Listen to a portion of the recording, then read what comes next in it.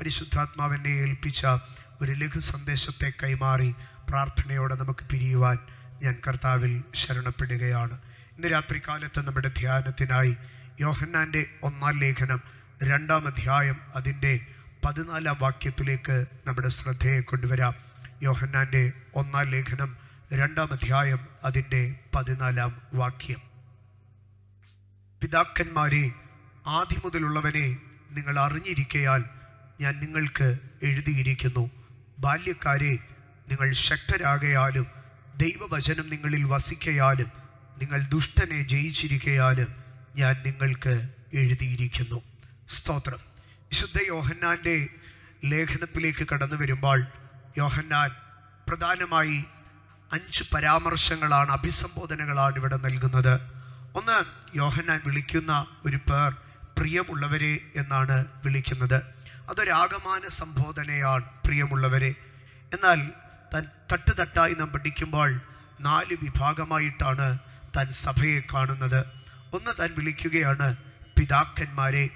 രണ്ടാമതായി താൻ വിളിക്കുകയാണ് 3-ാം അധ്യായത്തിൽ സഹോദരന്മാരെ.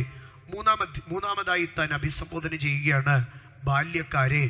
4-ാമതായി താൻ അഭിസംബോധന ചെയ്യുകയാണ് കുഞ്ഞുങ്ങളെ. ഇങ്ങനെ 4 ഏജ് ലെവലിനെ, 4 ഘട്ടങ്ങളെയാണ് ദൈവസഭയ്ക്കകത്ത് യോഹന്നാൻ കാണുന്നത്. പിതാക്കന്മാർ, സഹോദരന്മാർ, ബാല്യക്കാർ, യൗവനക്കാർ. യോഹന്നാൻ ശുശ്രൂഷയുടെ നന്നേ ചെറിയ പ്രായത്തിൽ കർത്താവിനെ അനുഗമിച്ച് വാർദ്ധക്യവും ജരാനരകളും ബാധിക്കുന്ന സമയം വരെയും കർത്താവിന് വേണ്ടി അഹോരാത്രം അധ്വാനിച്ച ശ്രേഷ്ഠനായ ദൈവഭൃത്യൻ. ദൈവസഭയുടെ ആരംഭ നാളുകളിൽ, ആദിമ നൂറ്റാണ്ടിൽ കർത്താവായ യേശുക്രിസ്തുവിനെയും ദൈവസഭയുടെ ആരംഭത്തെയും പരിശുദ്ധാത്മാവിൻ്റെ പകർച്ചയും ഒക്കെയും കണ്ടതായ ദൈവഭൃത്യൻ. ആ ദൈവഭൃത്യന് ഒരു വെളിപ്പാടുണ്ടായിരുന്നോ? ഈ ദൈവസഭ എന്നുള്ളത്, ക്രിസ്തീയത എന്നുള്ളത് ഒരു പിതാക്കന്മാരുടെ കാലം കൊണ്ട് അവസാനിച്ചു പോകുന്നതല്ല. ഇതൊരു തലമുറ കൊണ്ട് അവസാനിക്കുന്നതല്ല. ഇത് തലമുറയായി നീണ്ടു നിൽക്കുന്നതാണ്. ലോകത്തിൽ ഉടലെടുത്തിട്ടുള്ള എല്ലാ ഇസങ്ങളും പ്രസ്ഥാനങ്ങളും ഒരു പുരുഷായുസിനപ്പുറം നീണ്ടു നിൽക്കാതെ അത് കാലഹരണപ്പെടുന്നതാണ് നമുക്ക് കാണുവാൻ കഴിയുന്നത്. ലോകത്തെ പിടിച്ചുലച്ച എത്രയോ സാമ്രാജ്യങ്ങൾ എഴുന്നേറ്റു. അവയൊക്കെയും ഒരു നൂറ്റാണ്ടിനപ്പുറം നീണ്ടു നിൽക്കാതെ അത് കാലഹരണപ്പെടുന്നതിനെ കാണുവാൻ കഴിഞ്ഞു. ഒന്നുകിൽ അത് അസ്തിത്വത്തിന് ക്ഷയം ബാധിച്ച് തകർന്നു പോകുന്നത്, അല്ലെങ്കിൽ സംഭവിക്കുന്നതായ യുദ്ധങ്ങളിൽ അവസാനിച്ചു പോകുന്നത്. ലോകത്തെ കീഴ്മേൽ മറിക്കുമെന്നും ജാതികളെ ഇല്ലാതാക്കുമെന്നും വെല്ലുവിളിച്ചുയർന്നു വന്ന ജർമ്മനിയുടെ നാസിസം 2-ാം ലോക മഹായുദ്ധത്തോടുകൂടെ അസ്തമിച്ചുപോയി. എന്നാൽ കമ്മ്യൂണിസവും ഫാസിസവും ഒന്നും ഒരു യുദ്ധം കൊണ്ട് അവസാനിക്കുകയല്ല. അത് കാലഹരണപ്പെട്ട് ദേശത്തു നിന്ന്, രാജ്യങ്ങളിൽ നിന്ന് അത് അംശാംശമായി ഇല്ലാതെയായി പോകുന്നത് കാണുവാൻ കഴിയും. ഒരു നൂറ്റാണ്ടിനപ്പുറം നിലനിന്നതായിട്ടുള്ള ഒരു ഇസങ്ങളെയും ഒരു തത്വങ്ങളെയും ഒരു ഇതിഹാസങ്ങളെയും നമുക്ക് കാണുവാൻ കഴിയുന്നില്ല. അങ്ങനെ ഇരിക്കെ യോഹന്നാൻ അപ്പോസ്തലൻ തൻ്റെ ക്രൈസ്തവ വീക്ഷണത്തെ തൻ പിതാക്കന്മാരോടും തൻ്റെ സമകാലികരോടും ബാല്യക്കാരോടും ശിശുക്കളോടും താൻ പങ്കുവയ്ക്കുകയാണ്. കാരണം തനിക്കൊരു കാര്യമറിയാം. നൂറ്റാണ്ടുകൾ എത്ര പഴകിയാലും, ഇസങ്ങൾ കാലഹരണപ്പെടുന്നത് പോലെ, സാമ്രാജ്യങ്ങൾ തകർന്നടിയുന്നത് പോലെ ഈ മാർഗവും ഈ ഉപദേശവും കാലഹരണപ്പെടുന്നതല്ല.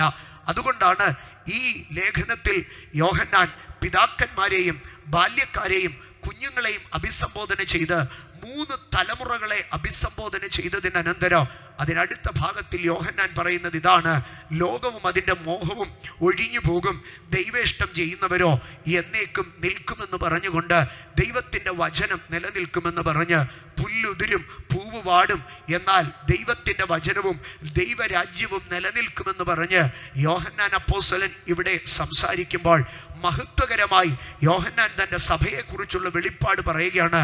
തലമുറകൾ അവസാനിച്ചാലും, പിതാക്കന്മാരുടെ കാലഘട്ടം അവസാനിച്ചാലും ഈ സഭ, ഈ ക്രൈസ്തവ മാർഗം നിലനിൽക്കും എന്ന് പറയുകയാണ്. ആകയാൽ തൻ പിതാക്കന്മാരോട് ചില കാര്യങ്ങൾ സംസാരിക്കുന്നു, ബാല്യക്കാരോട് ചില കാര്യങ്ങൾ സംസാരിക്കുന്നു. യോഹന്നാൻ്റെ ജീവിതത്തിനകത്ത് തന്നെ യോഹന്നാന് നന്നായി അറിയാം, എത്ര പരിശ്രമിച്ചാലും സാമ്രാജ്യങ്ങൾ കച്ചകെട്ടി ഇറങ്ങിയാലും തകർക്കുവാൻ കഴിയാത്ത ഒരു മാർഗത്തിൻ്റെ ഭാഗമാണ് താനെന്ന്. എന്നാൽ തകർക്കുവാൻ കഴിയാതിരിക്കുമ്പോൾ അവൻ അടുത്ത സ്ട്രാറ്റജിയിൽ യുദ്ധം ചെയ്യുമെന്നും യോഹന്നാൻ അറിയാം. റോമ സാമ്രാജ്യം ഡൊമേഷ്യൻ്റെ ഭരണാധികാരത്തിൽ നിന്നുകൊണ്ട് യോഹന്നാനെ തിളച്ച എണ്ണയിലിട്ട് നശിപ്പിക്കുവാൻ നോക്കിയിട്ട് സാധിച്ചില്ല എന്ന് കണ്ട്, ഇല്ലാതാക്കുവാൻ നോക്കിയിട്ട് സാധിച്ചില്ല എന്ന് കണ്ട് തന്നെ നാടുകടത്തി ഒറ്റപ്പെടുത്തി. എന്നാൽ ഒറ്റപ്പെടുത്തിയ ഇടത്ത് സ്വർഗത്തിൽ നിന്ന് കർത്താവ് ഇറങ്ങി വന്ന് 7 നക്ഷത്രങ്ങൾ വലങ്കയിൽ പിടിച്ച് 7 നിലവിളക്കുകളുടെ നടുവിൽ തേജോമയനായ ക്രിസ്തു തൻ്റെ അടുക്കൽ വന്ന് തന്നെ തൊട്ടുണർത്തിയിട്ട് പറഞ്ഞു, യോഹന്നാനെ, റോമ സാമ്രാജ്യം നിന്നെ ഒറ്റപ്പെടുത്തിയാലും നീ ഒരു നാളും ഒറ്റപ്പെടുകയില്ല. നീ എന്നെ വിളിച്ചപേക്ഷിക്കുന്ന നാളിൽ ഞാൻ നിന്റെ അടുക്കൽ വരും. പിന്നെ നിന്റെ ഹൃദയത്തിൻ്റെ അകതാരിൽ എവിടെയോ ഒരു തോന്നലുണ്ട്, നീ ശുശ്രൂഷിച്ചു പോരുന്നതും നീ സ്നേഹിച്ചു പോരുന്നതുമായ നിന്റെ സഹോദരങ്ങളെ, ജനങ്ങളെ നീ ഒരിക്കലും കാണുകയില്ലെന്ന്. നീ കാണുമെന്നുള്ളതിൻ്റെ ഉറപ്പ് ഞാൻ പറയാം. ഏഷ്യയിലെ 7 സഭകൾക്കുള്ള ദൂത് നീ എഴുതി വെച്ചോ. നീ പത്മോസിന്റെ ഒറ്റപ്പെടലിൽ ഒതുങ്ങത്തില്ല. നീ റോമൻ സാമ്രാജ്യം എത്ര നിന്നെ ഒറ്റപ്പെടുത്താൻ നോക്കിയാലും നിന്നെ ഒറ്റപ്പെടുത്താൻ കഴിയത്തില്ല. ഞാൻ നിന്നെ ഈജിയൻ കടലിടുക്കൻ്റെ ഈ പത്മോസിന്റെ ഖനിഗർഭങ്ങളുടെ ഇടയിൽ നിന്ന് ഞാൻ നിന്നെ പൊക്കിയെടുത്ത് വീണ്ടും ഏഷ്യ മൈനറിൽ കൊണ്ടു നിർത്തും. നീ എഫെസോസിലും സ്മുർണയിലും പെർഗമോസിലും ലവോദിക്കയിലും ഫിലദൽഫിയയിലോ നീ പിന്നെയും സഞ്ചരിച്ച് ഞാൻ നിന്നോട് പ്രസംഗിച്ച, ഞാൻ നിന്നോട് അറിയിച്ച ദൂതുകളെ നീ പ്രസംഗിക്കുക. നിന്നെ ആർക്കും ഒറ്റപ്പെടുത്തുവാൻ കഴിയുകയില്ല.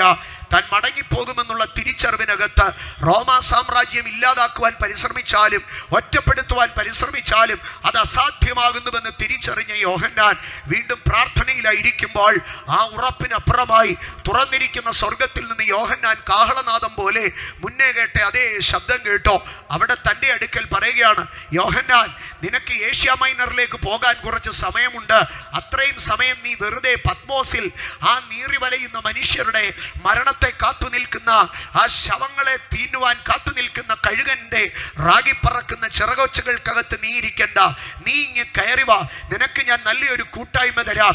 സിംഹാസനങ്ങളിൽ ഇരിക്കുന്ന 24 മൂപ്പന്മാരും ചിറകുകൾ വിരിച്ച് ആരാധിക്കുന്ന കെരൂബുകളും 6 ചിറകുകളെ ഉയർത്തിപ്പറക്കുന്ന 4 മുഖങ്ങളുള്ള ജീവികളുടെയോ പളുങ്ക് കടലിൻ്റെയോ കോടാനുകോടി ദൂതന്മാരുടെയും പുതിയ യെരൂശലേമിലേക്കൊക്കെ നീ കയറി വാ. നീ എന്തിനാ പത്മോസിന്റെ ഖനിഗർഭങ്ങളിൽ സമയം കളയുന്നത്? സ്വർഗീയ കൂട്ടായ്മയിലേക്ക് യോഹന്നാനെ കൊണ്ടുപോയി. ഇന്ന് രാത്രി ഞാൻ അതിൽ നിന്നൊരു ദൂത് പറഞ്ഞിട്ട് വായിച്ച വേദഭാഗത്തിലേക്ക് മടങ്ങി വരാം. നിന്നെ ഇല്ലാതാക്കാൻ നോക്കിയിട്ട് പറ്റിയില്ലെങ്കിൽ നിന്നെ ഒറ്റപ്പെടുത്താൻ നോക്കാം. നിന്നെ നശിപ്പിക്കാൻ നോക്കിയിട്ട് സാധിച്ചില്ലെങ്കിൽ നിന്നെ ഒറ്റപ്പെടുത്താൻ നോക്കാം. പക്ഷേ വെളിപ്പാട് പുസ്തകത്തിൽ ഒറ്റപ്പെട്ടുവെന്ന് തോന്നിയ യോഹന്നാന്റെ അടുക്കൽ 1-ാം അധ്യായത്തിൽ മാറത്ത് പൊൻകച്ച കെട്ടി വെള്ളോട്ടിന് സദൃശമായി ഉലയിൽ ചുട്ടുപഴിപ്പിച്ച പൊൻപാദങ്ങൾ അടുപ്പിച്ചു വെച്ച് മാറത്ത് പൊൻകച്ച വെട്ടി തലയും താടിയും ഹിമത്തോളം വെളുത്തവനായി അഗ്നിജ്വാലയ്ക്കൊത്ത കണ്ണുകളും പിളർന്നിരിക്കുന്ന അഗ്നിനാവുകൾ പോലെയുള്ള അധരങ്ങളുമായി മിശിഹ തന്റെ അടുക്കൽ വന്നു നിന്നിട്ട് പറഞ്ഞു, യോഹന്നാൻ, നീ ഒറ്റയ്ക്കല്ല. അവിടെ യോഹന്നാൻ തല ഉയർത്തി നോക്കുമ്പോൾ കാണുന്ന മിശിഹായുടെ 2 രൂപങ്ങളുണ്ട്. ഒന്ന് തലയും താടിയും ഹിമത്തോളം വെളുത്തിരിക്കുന്നു, അതൊരു പിതാവിന്റെ മുഖമാണ്. 2 മാറത്ത് പൊൻകച്ച കെട്ടിയിരിക്കുന്നു, അതൊരു മാതൃത്വത്തിന്റെ മുഖമാണ്. അപ്പനെക്കാട്ടിലും അമ്മയെക്കാട്ടിലും നിന്നെ ആദരിക്കുന്ന, ചേർത്ത് പിടിക്കുന്ന ഒരു കൂട്ടായ്മയുടെ വലങ്കരവുമായി ഇതാ യോഹന്നാനെ, ഞാൻ നിന്റെ അടുക്കൽ വന്നിരിക്കുന്നു. മനുഷ്യൻ നിന്നെ ചെവിക്കുന്നുള്ളിൽ പറിച്ചെറിയുമെന്ന് പറഞ്ഞ ഏഷ്യ മൈനറിലേക്ക് ഞാൻ നിന്നെ തിരികെ കൊണ്ട് നിർത്താം. അത് ഏത് സാമ്രാജ്യങ്ങൾ എതിർനിന്നാലും ഞാൻ നിന്നോടുകൂടെ ഇരിക്കാം. പിന്നെ നിന്റെ കൂട്ടായ്മ ഈ ഭൂമിയിൽ മാത്രമല്ല സ്വർഗത്തിലുമുണ്ട്. പണ്ടൊക്കെ നമ്മുടെ നാട്ടിൽ പറയുമായിരുന്നു, അച്ചായന് പിടി തിരുവനന്തപുരത്ത് മാത്രമല്ല ഡൽഹിയിലും ഉണ്ടെന്ന്. അതുപോലെ യോഹന്നാന്റെ അടുക്കൽ പറയുക, യോഹന്നാനെ, ഏഷ്യയിലെ 7 സഭകൾക്കകത്ത് മാത്രമല്ല നിനക്ക് കൂട്ടായ്മയുള്ളത്. സ്വർഗത്തിൽ നിനക്ക് വേണ്ടി തുറന്നിരിക്കുന്ന ഒരു വാതിലുണ്ട്. ഭൂമിയിൽ ഏതൊക്കെ വാതിലുകൾ അടയപ്പെട്ടാലോ, ഭൂമിയിൽ ഏതൊക്കെ ആശ്രയ സങ്കേതങ്ങൾ അടയപ്പെട്ടാലോ നിന്റെ മുൻപാകെ തുറന്നു നിന്നിട്ട് ഇവിടെ കയറി വരാൻ പറഞ്ഞ് കൂട്ടായ്മയുടെ വലം കൈതരുന്ന ഒരു കരം നിനക്കുണ്ട്. ഈ യോഹന്നാൻ വെളിപ്പാട് കണ്ട യോഹന്നാൻ സഭയോട് പറയുകയാണ്, പിതാക്കന്മാരെ, എനിക്ക് നിങ്ങളോടൊന്ന് പറയാനുണ്ട്. ഇന്ന് രാത്രികാലം ഞാൻ ദൈവസഭയോട് ദൂതിലേക്ക് കയറുമ്പോൾ ഒന്ന് പറയട്ടെ. ദൈവസഭയുടെ പിതാക്കന്മാരുടെ കാലഘട്ടം അസ്തമിച്ചു പോവുകയാണ്. ഈ ദേശത്തിന്റെ നടുവിൽ ഉണ്ണാതെയും ഉറങ്ങാതെയും രാവേറെ ചെന്ന് മുഴങ്കാലിൽ തഴമ്പ് പിടിപ്പിച്ച് ഒട്ടകത്തിന്റെ പാദങ്ങൾ പോലെ തഴമ്പ് പിടിച്ച മുഴങ്കാലുകളോ രാത്രിയുടെ യാമങ്ങളിൽ ദൈവത്തിന്റെ പാദപീഠത്തിൽ ഇരുന്ന് കരഞ്ഞ് സഭയെ പടുത്തുയർത്തിയ ഒരു പിതാക്കന്മാരുടെ കാലഘട്ടം കഴിഞ്ഞു പോവുകയാണ്. രാത്രിയുടെ യാമങ്ങളിൽ ദിക്കുകൾ ദിഗന്ധങ്ങൾ പൊട്ടും പിതാക്കന്മാര് ദൈവമേ ഉറക്ക നിലവിളിയോടെ കണ്ണുനീരോടെ രാവ് കഴിച്ച മാതാക്കളുടെ പെന്തക്കോസ്തിന്റെ 1-2 തലമുറകൾ കടന്നുപോയി. പിതാക്കന്മാരുടെ കാലം കഴിയുമ്പോൾ സഭ ഇന്ന് അടുത്ത കാലഘട്ടത്തിലേക്ക്, ബാല്യക്കാരുടെയും യൗവനക്കാരുടെയോ ശിശുക്കളുടെയും കാലഘട്ടത്തിലേക്ക് കടക്കുകയാണ്. ഞാനൊരു യാഥാർത്ഥ്യം നിങ്ങളോട് പറയട്ടെ, സഭ ഒരു വലിയ ട്രാൻസിഷനിലാണ്, സഭ ഒരു വലിയ തലമുറ കൈമാറ്റത്തിലാണ്. ആ യാഥാർത്ഥ്യത്തെ തിരിച്ചറിയണം. സഭ ഒരു തലമുറ കൈമാറുകയാണ്, ഉപദേശങ്ങൾ തലമുറ കൈമാറുകയാണ്. ഈ തലമുറ കൈമാറ്റം ഭയങ്കരമായി സംഭവിക്കുന്ന ഒരു കാലഘട്ടത്തിൽ നാം ആയിരിക്കുമ്പോൾ യൗവനക്കാരോട് പറയുവാൻ, ബാല്യക്കാരോട് പറയുവാൻ യോഹന്നാന് പ്രത്യേകമായിട്ടൊന്നുണ്ട് എന്നാണ് നമുക്കിവിടെ കാണുവാൻ കഴിയുന്നത്. പിതാക്കന്മാരോട് അദ്ദേഹം ഒന്നു മാത്രമാണ് പറഞ്ഞിരിക്കുന്നത്, നിങ്ങൾ ആദ്യം മുതലുള്ളവനെ അറിഞ്ഞിരിക്കുന്നു, ആകയാൽ ഞാൻ നിങ്ങൾക്ക് എഴുതുന്നു. ആകയാൽ പിതാക്കന്മാർക്ക് ഒന്നു മാത്രം മതിയായിരുന്നു, പിതാവായവനെ, ആദിയായുള്ളവനെ, പ്രപഞ്ചത്തിന്റെ ഉൽപ്പത്തിയായുള്ളവനെ, സൃഷ്ടാവായുള്ളവനെ, അധികാരിയായുള്ളവനെ ഒന്ന് അറിഞ്ഞിരുന്നാൽ മാത്രം മതിയായിരുന്നു. എന്നാൽ തലമുറകളുടെ കൈമാറുമ്പോൾ ആ വെളിപ്പാടിൽ നിന്നുകൊണ്ട് മുൻപോട്ട് പോകാൻ കഴിയത്തില്ലെന്ന്, ആ അറിവിൽ നിന്നുകൊണ്ട് മുമ്പോട്ട് പോകാൻ കഴിയത്തില്ലെന്ന് യോഹന്നാൻ തിരിച്ചറിഞ്ഞ് അടുത്ത ജനറേഷനോട് അധികമായി പറയുകയാണ്. നിങ്ങൾ ഈ വാക്യത്തിലേക്ക് ശ്രദ്ധിച്ചേ. പിതാക്കന്മാരുടെ അടുക്കൽ ഒരൊറ്റ കാര്യമേ പറയുന്നുള്ളൂ, ആദ്യം മുതലുള്ളവനെ നിങ്ങൾ അറിഞ്ഞിരിക്കയാൽ ഞാൻ നിങ്ങൾക്ക് എഴുതുന്നു. അപ്പോൾ അവരെ സംബന്ധിച്ച് ഒരൊറ്റ ദൗത്യമേ ഉണ്ടായിരുന്നുള്ളൂ, ആദ്യം മുതലുള്ളവനെ അറിയുക എന്നുള്ളത്. എന്നാൽ അടുത്ത തലമുറയിലേക്ക് വരുമ്പോൾ ദൗത്യം ഒത്തിരി തീഷ്ണമാവുകയാണ്, കാലം ഒത്തിരി തീഷ്ണമാവുകയാണ്. എൻ്റെ സഹോദരങ്ങളെ, ഞാനൊരു ഇച്ചിരി തെളിച്ചു പറഞ്ഞു കൊള്ളട്ടെ. ഒരു കാലഘട്ടത്തിൽ നമ്മുടെ സഭകൾക്കകത്തൊക്കെ വഴക്കുണ്ടാകുമായിരുന്നു. ആമേൻ. ചിലപ്പോൾ പിതാക്കന്മാർ എഴുന്നേറ്റ് അഭിഷക്തന്മാരുടെ അടുക്കൽ നേർക്കുനേർ നിന്ന് സംസാരിച്ചു എന്നൊക്കെ ഇരുന്നെന്നിരിക്കാം. പക്ഷേ അതൊക്കെ ഒരു കാലഘട്ടം. എന്നാൽ ഇന്ന് സഭകളിലൊന്നും ജീവിതമായതൊന്നും ഉണ്ടാവുകയില്ല. കാരണം അത് നമ്മൾ പറയും സഭയ്ക്കകത്തുള്ള ഇന്നത്തെ തലമുറയ്ക്കൊക്കെ പരിജ്ഞാനം വർദ്ധിച്ചുവെന്ന്. അങ്ങനെ പരിജ്ഞാനം വർദ്ധിച്ചത് കൊണ്ടാണെന്ന് എനിക്ക് തോന്നുന്നില്ല. കാരണം അന്നത്തെ കാലത്തെ പിതാക്കന്മാർക്കൊരു ഭാരമുണ്ടായിരുന്നു, ഇത് ഞങ്ങളുടെ സഭയാണെന്ന് ഉള്ള ഒരു ചിന്ത. എന്നാൽ ഇന്നത്തെ തലമുറയെ സംബന്ധിച്ച് പാസ്റ്റർക്ക് പാസ്റ്ററുടെ വഴി, സഭയ്ക്ക് വഴി, നമുക്ക് നമ്മുടെ കാര്യമെന്നുള്ള ചിന്തയാണ്. എന്നാൽ അത് തലമുറയുടെ പരിജ്ഞാനമല്ല.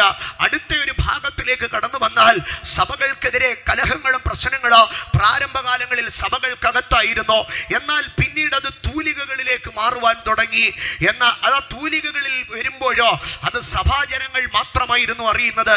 എന്നാൽ ഇന്ന് അതിലപ്പുറമായി ലോകത്തിലെ ഏത് മനുഷ്യന്റെയും കയ്യിലൊതുങ്ങുന്ന സോഷ്യൽ മീഡിയയിലേക്ക് ഇവയെ കടന്നു വരുമ്പോൾ അവ ലോകത്തിന്റെ മുമ്പാകെ പരസ്യകോലമായി ഏതെങ്കിലും ഒരു പാസ്റ്ററുടെ വായിൽ നിന്ന് വരുന്ന വീഴുംവാക്ക്, ഏതെങ്കിലും ഒരു സഭയിൽ സംഭവിക്കുന്ന വീഴ്ച ഇന്ന് ലോകത്തിന് പരസ്യകാഴ്ചയായി തീരുന്ന അവസ്ഥയിലേക്ക് വരുമ്പോൾ, ഒരു കാലഘട്ടം മാറി അടുത്ത കാലഘട്ടത്തിലേക്ക്, ഒരു തലമുറ മാറി അടുത്ത തലമുറയിലേക്ക് സഭ കൈമാറപ്പെടുമ്പോൾ, സഭ എത്രമാത്രം തീഷ്ണമായി, സഭ എത്രമാത്രം ശക്തമായി, സഭ എത്രമാത്രം വിജിലന്റായി നിൽക്കണമെന്നുള്ളത് ഈ കാലഘട്ടം തിരിച്ചറിയേണ്ടതായിരിക്കുന്ന ഒരു ഭാഗമാണ്. നമ്മുടെ പിതാക്കന്മാരുടെ കാലത്തിൽ ഏതെങ്കിലും ഒരു അഭിഷക്തനോ സഭയ്ക്കോ ഒരു താഴ്ചയോ വീഴ്ചയോ സംഭവിച്ചു കഴിഞ്ഞാൽ ദാവീദിനെ പോലെ ആമേൻ ഗത്തിൽ അത് പ്രസിദ്ധമാക്കരുതേ, യെരൂശലേം പുത്രിമാരെ നിങ്ങളത് മിണ്ടരുതേ എന്ന് പറയുന്നത് പോലെ സഭയുടെ പ്രതികൂലങ്ങളെ അടക്കി ഒതുക്കി ഒരു കുടുംബത്തിലെ വീഴ്ച പോലെ ഒതുക്കിയെടുത്ത് മുഴങ്കാലിലിരുന്ന് പ്രാർത്ഥിക്കുന്ന കാലങ്ങൾ കഴിഞ്ഞ് ഇന്നൊരു ശുശ്രൂഷകന്റെ വീഴ്ചയോ താഴ്ചയോ വന്നാൽ അത് എത്രത്തോളം മറ്റുള്ളവർക്ക് ഷെയർ ചെയ്ത് ആഘോഷിക്കാമോ അങ്ങനെ ആഘോഷിക്കുന്ന സഭയോടോ അഭിഷക്തന്മാരോടോ വചനത്തോടോ ഉപദേശത്തോടോ കൂറില്ലാതെ നിൽക്കുന്ന ഒരു തലമുറയും കാലഘട്ടവും ഉണർന്നു വരുമ്പോൾ സഭയ്ക്ക് നെഞ്ചും നെറ്റിയും കൊടുത്ത് ആമേൻ നിൽക്കുന്ന ഒരു ഗണം ഈ സഭകൾക്കകത്തുണ്ടാകേണ്ടതിന്റെ ആവശ്യകത വളരെ വലുതാകുന്നു. പൗലോസ് പറയുകയാണ്, ദൈവസഭയുടെ തൂണുകളായി എണ്ണപ്പെട്ടിരുന്ന യാക്കോബ്, കേഫാവ് എന്ന് പറയുകയാണ്. ഇന്ന് രാത്രി ഞാൻ ചോദിക്കട്ടെ, ഇന്ന് ദൈവസഭകൾക്കകത്ത് സഭയുടെ തൂണുകളെന്ന് എണ്ണപ്പെടുവാൻ എത്ര പേരുണ്ട്? ഇന്ന് രാത്രി എത്ര പേർ പറയുക, ഞാൻ സഭയുടെ തൂണാകാം? ഏത് കൊടുങ്കാറ്റ് ദൈവസഭയ്ക്കെതിരെ ആഞ്ഞടിച്ചാലോ അത് വീണുപോകാതെ വേണ്ടോ, ഒരുപക്ഷെ അതിന്റെ മുകളിലുള്ള 1-2 ആമേൻ ഓടുകൾ പറന്നുപോയാലോ, ഓലക്കീറുകൾ പറന്നുപോയാലോ, അതിന്റെ 1-2 പലകകൾ ഇളകിപ്പോയാലോ സഭയുടെ നിലനിൽപ്പിന് ദൈവത്തിന് കോട്ടം വരാതെ സഭയ്ക്കൊരു തൂണായി നിൽക്കുവാൻ, ആടിയുലയുന്ന പ്രതികൂലത്തിന്റെ നടുവിലോ സഭയ്ക്കകത്തൊരു തൂണായി എണ്ണപ്പെടുവാൻ ഞാൻ നിൽക്കുമെന്ന് ഈ കാലഘട്ടത്തിൽ പറയുവാൻ എത്ര പേരുണ്ട്? ഞാൻ അടുത്ത ഭാഗത്തിലേക്ക് വരട്ടെ. വായിച്ച വേദഭാഗത്തിലേക്ക് വരുമ്പോൾ പിതാക്കന്മാരുടെ അടുക്കൽ ഒരു ഒറ്റ കാര്യമേ പറയുന്നുള്ളൂ. പിതാക്കന്മാരെ, നിങ്ങൾ ആദ്യം മുതലുള്ളവനെ അറിഞ്ഞിരിക്കയാൽ ഞാൻ നിങ്ങൾക്ക് എഴുതുന്നു. എന്നാൽ അടുത്ത ഭാഗത്തിലേക്ക് വരുമ്പോൾ അവിടെ പറയുകയാണ്, ബാല്യക്കാരെ, പിതാക്കന്മാരോട് ഞാൻ ഒരു കാര്യം പറയുമ്പോൾ ബാല്യക്കാരെ നിങ്ങളോട് ഞാൻ 3 കാര്യങ്ങൾ പറയുകയാണ്. എന്താണ് ബാല്യക്കാരോട് പറയുന്നത്? ബാല്യക്കാരെ, നിങ്ങൾ ശക്തരാകയാലും ദൈവവചനം നിങ്ങളിൽ വസിക്കയാലും നിങ്ങൾ ദുഷ്ടനെ ജയിച്ചിരിക്കയാലും ഞാൻ നിങ്ങൾക്ക് ഈ എഴുതുന്നു. ആകയാൽ പിതാക്കന്മാരുടെ കാലഘട്ടം കഴിഞ്ഞ് അടുത്ത തലമുറയിലേക്ക് കയറുമ്പോൾ യോഹന്നാൻ പറയുകയാണ്, ഇന്നലകളിൽ പിതാക്കന്മാർക്കുണ്ടായിരുന്ന ആത്മീയത, ഇന്നലകളിൽ പിതാക്കന്മാർക്കുണ്ടായിരുന്ന പ്രാർത്ഥന, ഇന്നലകളിൽ പിതാക്കന്മാർക്കുണ്ടായിരുന്ന അഭിഷേക, അത് പോരാ. ഈ കാലഘട്ടത്തിൽ പകരമോ നിങ്ങൾ ശക്തരാകണം. 2, ദൈവത്തിന്റെ വചനം നിങ്ങളുടെ അകത്ത് വസിക്കണം. 3, നിങ്ങൾ ദുഷ്ടനെ ജയിക്കണം. എൻ്റെ നന്നേ ചെറുപ്രായത്തിൽ ഒരു വാർദ്ധക്യമെത്തിയ മാതാവ് ഒരു നാളിൽ എൻ്റെ അടുക്കൽ പറഞ്ഞു, കുഞ്ഞെ, പൂർവ്വകാലങ്ങളിൽ സുവിശേഷ വേലയിൽ പട്ടിണിയെ ജയിച്ചാൽ ഒരു ശുശ്രൂഷകൻ ജയിക്കുമായിരുന്നു. അവൻ്റെ അരമുറുക്കി ഭക്ഷണത്തെ ജയിപ്പാൻ, പട്ടിണിയെ ജയിക്കാൻ അവന് കഴിയുമെങ്കിൽ അവൻ ശുശ്രൂഷയിൽ ജയിക്കുമായിരുന്നു. എന്നാൽ അടുത്ത കാലഘട്ടം അങ്ങനെയല്ല. അവന് പട്ടിണി എന്തെന്ന് അറിയേണ്ടി വരികയില്ല. പക്ഷേ അവൻ്റെ മുമ്പിലുള്ള യുദ്ധം ഭീകരമായിരിക്കും. ശുശ്രൂഷയുടെ പന്താവിൽ ഞാൻ മുൻപോട്ട് പോകുമ്പോൾ തിരിച്ചറിഞ്ഞ ഒരു യാഥാർത്ഥ്യമുണ്ട്. പട്ടിണിയെക്കാട്ടിലും ഭീകരമായ പൈശാചിക സ്ട്രാറ്റജികൾ വെളിപ്പെടുന്ന അന്ത്യകാലത്തിലാണ് ദൈവസഭ നിൽക്കുന്നതെന്ന് തിരിച്ചറിഞ്ഞ് സഭ ഉത്സുകരായിരിക്കണം. ബാല്യക്കാരെ, 1, നിങ്ങൾ ശക്തരായിരിക്കണം. 2, ദൈവത്തിന്റെ വചനം നിങ്ങളുടെ അകത്ത് വസിക്കണം. 3, നിങ്ങൾ ദുഷ്ടനെ ജയിച്ചിരിക്കുന്നവരായിരിക്കണം. ഇതിൽ 1ാമത്തെ ഭാഗത്തിലേക്ക് മാത്രം ഞാൻ നിങ്ങളെ കൊണ്ടുവരികയാണ്. നിങ്ങൾ ശക്തരായിരിക്കണം. ഇന്ന് രാത്രികാലം എനിക്ക് ദൈവസഭയോട് പറയുവാനുള്ള ദൂതിതാകുന്നു. എന്നെ കേൾക്കുന്ന അഭിഷക്തരോട് പറയുവാനുള്ള, ദൈവജനത്തോട് പറയുവാനുള്ള ദൂതിതാകുന്നു, നിങ്ങൾ ശക്തരായിരിക്കണം. ഈ കാലഘട്ടം ദൈവസഭ ശക്തിപ്പെടേണ്ട, ദൈവജനം ശക്തിപ്പെടേണ്ട അസാധാരണമായ ഒരു ശക്തിയുടെ കാലമാണ്. എൻ്റെ സഹോദരങ്ങളെ, ദൈവത്തിന്റെ ശക്തി മാത്രമല്ല ഇന്ന് ലോകത്ത് കാണപ്പെടുന്നത്. പൗലോസ് വിളിച്ചു ചോദിക്കുകയാണ്, ആമേൻ, ഹേ മരണമേ നിന്റെ ജയം എവിടെ? ഹേ മരണമേ നിന്റെ വിഷമുള്ളവിടെ? എന്നിട്ട് അടുത്തതായി താൻ പറയുകയാണ്, മരണത്തിന്റെ വിഷമുള്ള പാപം, പിന്നെയോ പാപത്തിന്റെ ശക്തിയോ ന്യായപ്രമാണം. ആകയാൽ അവിടെ പൗലോസ് പറയുകയാണ്, പാപത്തിനൊരു ശക്തിയുണ്ട്. എൻ്റെ സഹോദരങ്ങളെ, പാപത്തിനൊരു ശക്തിയുണ്ട്.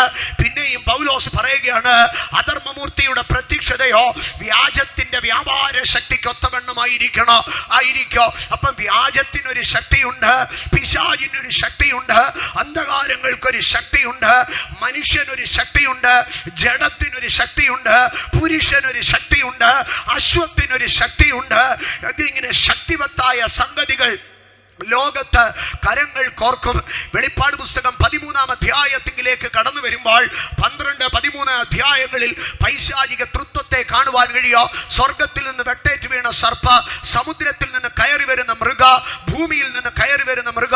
അതിൽ 13-ാം അധ്യായത്തിലേക്ക് കടന്നു വരുമ്പോൾ സ്വർഗത്തിൽ നിന്ന് വെട്ടേറ്റ് വീണ സർപ്പ, അതിൻ്റെ ശക്തിയും അധികാരവും മൃഗത്തിന് കൊടുക്കുന്നതായി കാണുവാൻ കഴിയോ. എന്നാൽ വെളിപ്പാട് പുസ്തകം 17-ാം അധ്യായത്തിലേക്ക് കടന്നു വരുമ്പോൾ 10 രാജാക്കന്മാർ രാജ്യത്വം പ്രാപിപ്പാൻ ഒരുങ്ങി നിൽക്കുന്നു. ആ 10 രാജാക്കന്മാർ അവരുടെ ശക്തിയും അധികാരവും സിംഹാസനമോ മൃഗത്തിന് കൊടുക്കുന്നതായി കാണുവാൻ കഴിയോ. കണ്ടോ, രാഷ്ട്രീയ സിംഹാസനങ്ങളിലേക്ക് അധികാരം കൈമാറുന്ന പൈശാചിക ശക്തിയോ, പിശാചിന് അധികാരം കൈമാറുന്ന രാഷ്ട്രീയ സിംഹാസനങ്ങളോ യോഹന്നാൻ വെളിപ്പാടിൽ കാണുകയാണ്. യോഹന്നാൻ കാണുകയാണ് പാപത്തിന്റെ ശക്തി, വ്യാജത്തിന്റെ ശക്തി, ലോകത്തിന്റെ ശക്തി, ജഡത്തിന്റെ ശക്തി, ആമേൻ, രാഷ്ട്രീയ അധികാരങ്ങൾക്ക് ശക്തി കൈമാറുന്ന പൈശാചിക മണ്ഡലങ്ങൾക്ക് ശക്തി കൈമാറുന്ന രാഷ്ട്രീയ സിംഹാസനങ്ങൾ, ഇവയൊക്കെ കണ്ടറിഞ്ഞ് അപ്പോസ്തലൻ സഭയ്ക്ക് എഴുതുകയാണ്, സഭയെ, സഭയുടെ ബാല്യക്കാരെ, സഭയുടെ അടുത്ത തലമുറയെ, നീ ശക്തനായിരിക്കണം. ഇന്ന് രാത്രികാലം ഞാൻ ആവർത്തിക്കട്ടെ, സഭ ശക്തരായിരിക്കണം. ദൈവത്തിന്റെ രാജ്യം അത് വാക്കുകളിലല്ല, ദൈവത്തിന്റെ രാജ്യം വെളിപ്പെടുന്നത് അത് ശക്തി പരിധിക്കകത്താണ്. ഇന്ന് രാത്രി ഞാൻ പറയട്ടെ, ദൈവത്തിന്റെ രാജ്യം ദേശത്ത് വെളിപ്പെടുത്തണമെങ്കിൽ, ദൈവത്തിന്റെ രാജ്യത്തിന്റെ കൊടി ഉയരെ പറക്കണമെങ്കിൽ, ദൈവത്തിന്റെ രാജ്യം അത് വാഗ്ദാരണി കൊണ്ടോ വാക്പ്രളയം കൊണ്ടോ സംഭവിക്കത്തില്ല. അത് ശക്തിയാൽ മാത്രമേ സാധ്യമാകുകയുള്ളൂ. ഇന്ന് രാത്രി ദൈവരാജ്യത്തെ സ്നേഹിക്കുന്ന ദൈവമക്കൾ അറിഞ്ഞാട്ടെ, അത് വാക്കുകളിൽ കൂടെയല്ല, അത് ശക്തിയിൽ കൂടെയാണ് ദൈവരാജ്യത്തെ വെളിപ്പെടുത്തുവാൻ കഴിയുന്നത്. എൻ്റെ സഹോദരങ്ങളെ, യേശു കർത്താവിനെ കുറിച്ച് നാം പഠിക്കുമ്പോൾ യേശു കർത്താവിനെ കുറിച്ച് അപ്പോസ്തലൻ പറയുകയാകുന്നു, നസറായനായ ഒരു യേശു, അവൻ ആരാണെന്ന് നിങ്ങൾക്കറിയാമോ? ദൈവത്താൽ അഭിഷക്തനാണ്. യേശു ക്രിസ്തുവിന്റെ അഭിഷേകത്തെ കുറിച്ച് അവിടെ അപ്പോസ്തലൻ രണ്ട് കാര്യങ്ങളാണ് പറയുന്നത്. അപ്പോസ്തല പ്രവർത്തികളുടെ പുസ്തകം 10-ാം അധ്യായം അതിന്റെ 38-ാം വാക്യത്തിൽ അവിടെ അപ്പോസ്തലൻ പറയുകയാണ്, നസറായനായ യേശുവിനെ ദൈവം പരിശുദ്ധാത്മാവിനാലും ശക്തിയാലും അഭിഷേകം ചെയ്തിരിക്കുന്നു. യേശു ക്രിസ്തുവിന്റെ അഭിഷേകത്തിന്റെ രണ്ട് തലങ്ങളെ അവിടെ പറയുകയാണ്. പരിശുദ്ധാത്മാവിനാലും ശക്തിയാലും അഭിഷേകം ചെയ്തിരിക്കുന്നു. പരിശുദ്ധാത്മാവിനാലും ശക്തിയാലും അഭിഷേകം ചെയ്യപ്പെട്ടിരിക്കുന്നു. ഇന്ന് രാത്രി എന്നെ കേൾക്കുന്ന എൻ്റെ സഹോദരങ്ങളുടെ അടുക്കൽ ഞാൻ ചോദിക്കുകയാണ്, the anointing of power, ശക്തിയുടെ അഭിഷേകം ഇന്ന് രാത്രി ഞാൻ നിങ്ങളെ പ്രൊവോക്ക് ചെയ്യുന്നു. ഇന്ന് രാത്രി ഞാൻ നിങ്ങളെ ചലഞ്ച് ചെയ്യുന്നു. Have you ever received the anointing of power? ശക്തിയാൽ അഭിഷേകം ചെയ്യപ്പെട്ടിട്ടുണ്ടോ? ഈ കാലഘട്ടത്തിൽ സഭയ്ക്ക് ആവശ്യം ശക്തിയുടെ ഒരു അഭിഷേകമാണ്. യേശുവിനെ ദൈവം ശക്തിയാൽ അഭിഷേകം ചെയ്തോ. യേശുവിനെ ദൈവം ശക്തിയാൽ അഭിഷേകം ചെയ്തോ. ഞാൻ അതിലേക്ക് വിശദമായി കടന്നു വരാം. യേശു കർത്താവിന്റെ ശുശ്രൂഷയിലേക്ക് കടന്നു വരുമ്പോൾ ലൂക്കോസിന്റെ സുവിശേഷം 5-ാം അധ്യായം അതിന്റെ 17-ാം വാക്യം ഇങ്ങനെയാണ് എഴുതിയിരിക്കുന്നത്. സ്തോത്ര ആമേ. അപ്പൊ അനേകരും യേശുവിന്റെ അടുക്കൽ വന്നുകൂടി. അടുത്ത ഭാഗം ഇങ്ങനെയാണ് എഴുതിയിരിക്കുന്നത്, സൗഖ്യമാക്കുവാൻ ദൈവത്തിന്റെ ശക്തി, സൗഖ്യമാക്കുവാൻ കർത്താവിന്റെ ശക്തി അവനിലുണ്ടായിരുന്നുവെന്നല്ല, അവനോട് കൂടെ ഉണ്ടായിരുന്നു. ഒരു വ്യക്തിയെ പോലെ, ഒരു സൈന്യത്തെ പോലെ ദൈവത്തിന്റെ ശക്തി യേശുവിനോട് കൂടെ ഉണ്ടായിരുന്നു. He was accompanied with the power of God. He was compassed with the power of God. ഇന്ന് രാത്രി ഞാൻ പറയട്ടെ, ദൈവത്തിന്റെ ശക്തിയാൽ ചുറ്റപ്പെട്ടവനായി, ദൈവത്തിന്റെ ശക്തിയാൽ അകമ്പടി സേവിക്കുന്നവനായി യേശു കർത്താവ് ഭൂമിയിൽ ഇറങ്ങി വന്ന് മാനവരാശിക്ക് ഒരു പുതിയ മാർഗം നൽകിക്കൊടുത്തു. ദൈവത്തിന്റെ ശക്തിയുടെ അകമ്പടിയോടെ കർത്താവിന്റെ ശക്തി അവനോട് കൂടെ ഉണ്ടായിരുന്നു. കർത്താവിന്റെ ശക്തി അവനോട് കൂടെ ഉണ്ടായിരുന്നു. ഇന്ന് രാത്രി എത്ര പേർക്ക് പറയുവാൻ കഴിയോ, എന്നോടുകൂടെ ഒരു ദൈവശക്തിയെ ഞാൻ തിരിച്ചറിയുന്നു, എന്നോടുകൂടെ ഒരു ദൈവശക്തിയെ ഞാൻ തിരിച്ചറിയുന്നു. എൻ്റെ മേൽ വീണ അഭിഷേകം അത് ദൈവശക്തിയുടെ അഭിഷേകമാണ്. ഇന്ന് രാത്രി എന്നെ കേൾക്കുന്ന എൻ്റെ സഹോദരങ്ങളെ, കരയുവാൻ ഒരു അഭിഷേകമല്ല, പരിതപിക്കുവാൻ ഒരു അഭിഷേകമല്ല, നിലവിളിക്കുവാൻ ഒരു അഭിഷേകമല്ല. യേശുവിനെ പരിശുദ്ധാത്മാവിനാല് ശക്തിയാല് ദൈവം അഭിഷേകം ചെയ്തു. ഇന്ന് രാത്രി എത്ര പേർക്ക് ആഗ്രഹമുണ്ട് ഒരു ശക്തിയുടെ അഭിഷേകം? കഴിഞ്ഞ രാത്രികളിലൊന്നിൽ ഞാൻ പ്രാർത്ഥിച്ചു കൊണ്ടിരിക്കുമ്പോൾ ഇടിവെട്ടുന്നത് പോലെ ഒരു ശബ്ദം ഞാൻ കേട്ടോ. ഞാൻ ദൈവശക്തിയെ കുറിച്ച് ധ്യാനിച്ചു കൊണ്ടിരിക്കുന്ന രാത്രികളിലൊന്നിൽ ഞാൻ ഇടിവെട്ടുന്നത് പോലെ ഒരു ശബ്ദം കേട്ടോ. ആ ശബ്ദം എന്നോട് ഇങ്ങനെയാണ് പറഞ്ഞത്, തകർന്ന യെരൂശലേമിനെ നോക്കി കരയുന്ന ഒരു യെരമ്യാവല്ല നീ, പകരം അതിനെ പണിതെടുക്കുന്ന ഒരു സെരുബാബേലായിരിക്കണം നീ. ഇന്ന് രാത്രി ഞാൻ പറയട്ടെ, ജീവിതത്തിലെ തകർച്ചകളെ നോക്കി, തകർന്ന യെരൂശലേമിനെ നോക്കി കരയുന്ന യെരമ്യാവുമാരെ അല്ല, ഈ കാലഘട്ടത്തിന് ആവശ്യം മടങ്ങി വന്ന് ചണ്ടി കൂമ്പാരങ്ങളിൽ നിന്ന്, അസ്ഥി കഷണങ്ങളിൽ നിന്ന് പണിതെടുക്കാൻ കഴിയുന്ന, ഉയർത്തെഴുന്നേൽപ്പിക്കാൻ കഴിയുന്ന ഒരു സെരുബാബേലിനെ, അത് പർവ്വതങ്ങൾ മുമ്പിൽ നിന്നാലും സൈന്യങ്ങൾ മുമ്പിൽ നിന്നാലും അതിനെ മാറ്റിയെടുത്തുകൊണ്ട്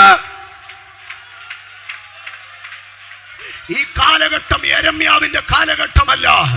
ഈ കാലഘട്ടം സെരുബാബേലിന്റെ കാലഘട്ടമാണ്. ഇന്ന് രാത്രി പറഞ്ഞാട്ടെ, ഈ രാത്രി തിരിച്ചറിഞ്ഞാട്ടെ, ഇത് യെരമ്യാവിന്റെ കാലഘട്ടമല്ല, ഇത് സെരുബാബേലിന്റെ കാലഘട്ടമാണ്. എനിക്ക് കരയുന്ന യെരമ്യാവല്ല, എനിക്ക് പണിയുന്ന സെരുബാബേലാകണം. ഇന്ന് രാത്രി കൺവെൻഷൻ കഴിഞ്ഞ് ഇറങ്ങിപ്പോകുമ്പോൾ ശത്രു വെട്ടിയിട്ട മേഖലകളെ നോക്കി നോക്കി, ശത്രു വരുത്തിയ ഉപദ്രവങ്ങളെ നോക്കി കരയുന്ന യെരമ്യാവല്ല, ഒരു പണിയുന്ന സെരുബാബേൽ, പ്രവാസിയ. അങ്ങനെയെങ്കിൽ സ്വർഗം നിനക്ക് വേണ്ടി ഇറങ്ങി നിന്നിട്ട് പറയാ, സെരുബാബേലിന്റെ മുമ്പിലുള്ള മഹാപർവ്വതമേ, നീ ആരായാലും അത് സമഭൂമിയാക, സൈന്യത്താലല്ല, ശക്തിയാലല്ല, ദൈവത്തിന്റെ ആത്മാവിനാലത്രേ. ഇന്ന് രാത്രി നിന്റെ അഭിഷേകം മാറുകയാ, ഇന്ന് രാത്രി നിന്റെ കോളിംഗ് മാറുകയാ, ഇന്ന് രാത്രി നിന്റെ നിയോഗം വെളിപ്പെടുകയാ. നീ കരയുന്ന യെരമ്യാവിൽ നിന്ന് പണിയുന്ന സെരുബാബേലിലേക്ക്.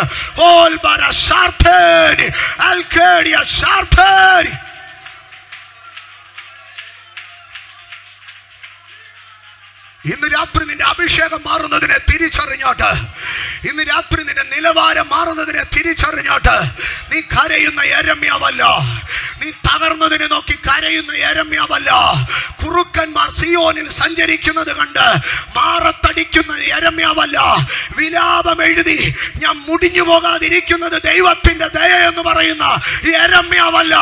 പകരം ഇനിയും നാം നിന്നാപാത്രമായിരിക്കാതെ വേണം എഴുന്നേറ്റ് പണിയുക.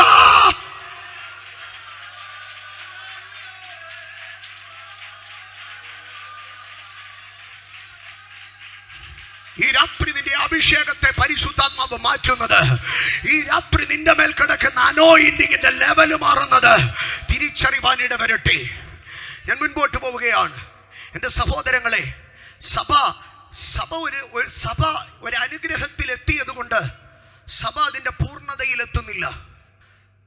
പൗലോസ് കൊരിന്ത്യർക്ക് ലേഖനം എഴുതുമ്പോൾ 2-ാം ലേഖനം 11-ാം അധ്യായത്തിൽ പറയുകയാണ്, ഞാൻ ദൈവത്തിന്റെ എരിവോടെ നിങ്ങൾക്ക് വേണ്ടി എരിയുന്നു. അപ്പൊ പൗലോസ് 2 കാര്യങ്ങൾ പറയുകയാണ്. വീണ്ടെടുക്കപ്പെട്ട സഭയെ കുറിച്ച് ദൈവം ഇരുന്ന് എരിയുകയാ, ദൈവം ഇരുന്ന് എരിയുകയാ. രക്ഷിക്കപ്പെട്ടില്ലേ, പിന്നെന്തിനാ ദൈവം എരിയുന്നേ? സ്നാനപ്പെട്ടില്ലേ, പിന്നെന്തിനാ ദൈവം എരിയുന്നേ? വേർപെട്ടില്ലേ, പിന്നെന്തിനാ ദൈവം എരിയുന്നത്? നോ, നീ രക്ഷിക്കപ്പെട്ട് സഭയ്ക്കകത്ത് വന്നു കഴിഞ്ഞിട്ടും ദൈവം എന്ത് ചെയ്യുകയാ? ദൈവം നിനക്ക് വേണ്ടി എരിയുകയാ. ആമേൻ, ആമേൻ. നീ മദ്യപാനം നിർത്തിയപ്പോൾ നിന്റെ അപ്പന്റെ അമ്മയുടെ എരിച്ചില് തീർന്നോ? നീ സ്നാനപ്പെട്ടപ്പോൾ നിന്റെ ഭാര്യയുടെ എരിച്ചില് തീർന്നോ? പക്ഷേ നീ നിത്യതയുടെ സിംഹാസനത്തിന് മുൻപാകെ കറ ചുളുക്കം മുതലായതൊന്നുമില്ലാതെ ജയത്തോടെ തേജസ്സോടെ നിൽക്കുന്ന സമയം വരെയോ ദൈവം എരിയുകയാ. എന്നിട്ട് പൗലോസ് പറയുകയാ, ഞാൻ എൻ്റെ അകത്ത് എരിവ് കയറി പിടിച്ചിരിക്കുകയാണ്, എൻ്റെ അകത്ത് ആ എരിവ് കയറി പിടിച്ചിരിക്കുക. ഞാൻ ദൈവത്തിന്റെ എരിവോടെ നിനക്ക് വേണ്ടി എരിയുന്നു. എന്നിട്ട് എന്താ പറയുന്നത്? ആമേ, ക്രിസ്തു എന്ന ഏകപുരുഷന് ഞാൻ നിങ്ങളെ നിർമ്മല കന്യകയായി ഏൽപ്പിപ്പാൻ വിവാഹ നിശ്ചയം ചെയ്തിരിക്കുന്നു. പരിശുദ്ധാത്മാവല്ല, ഇവിടെ പൗലോസ് പറയുകയാണ്, ഞാൻ വിവാഹ നിശ്ചയം ചെയ്തിരിക്കുന്നു.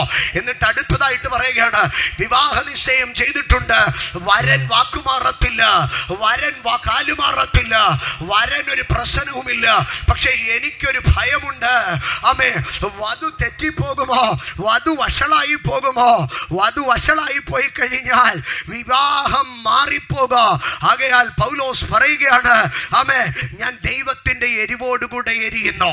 എൻ്റെ സഹോദരങ്ങളെ, അതെന്താണ് കാരണം? അതിന്റെ അടുത്ത ഭാഗം പറയുകയാണ്, ഏദെൻ തോട്ടത്തിൽ വിളയാടിയ സർപ്പ ഇന്നും തിരുസഭയ്ക്കെതിരെ വായ് വിളർന്നു നിൽക്കുമ്പോൾ അവന്റെ ഉപായങ്ങളും തന്ത്രങ്ങളും തിരിച്ചറിയുവാൻ സഭ ഉത്സാഹമുള്ളവരായിരിക്കണം.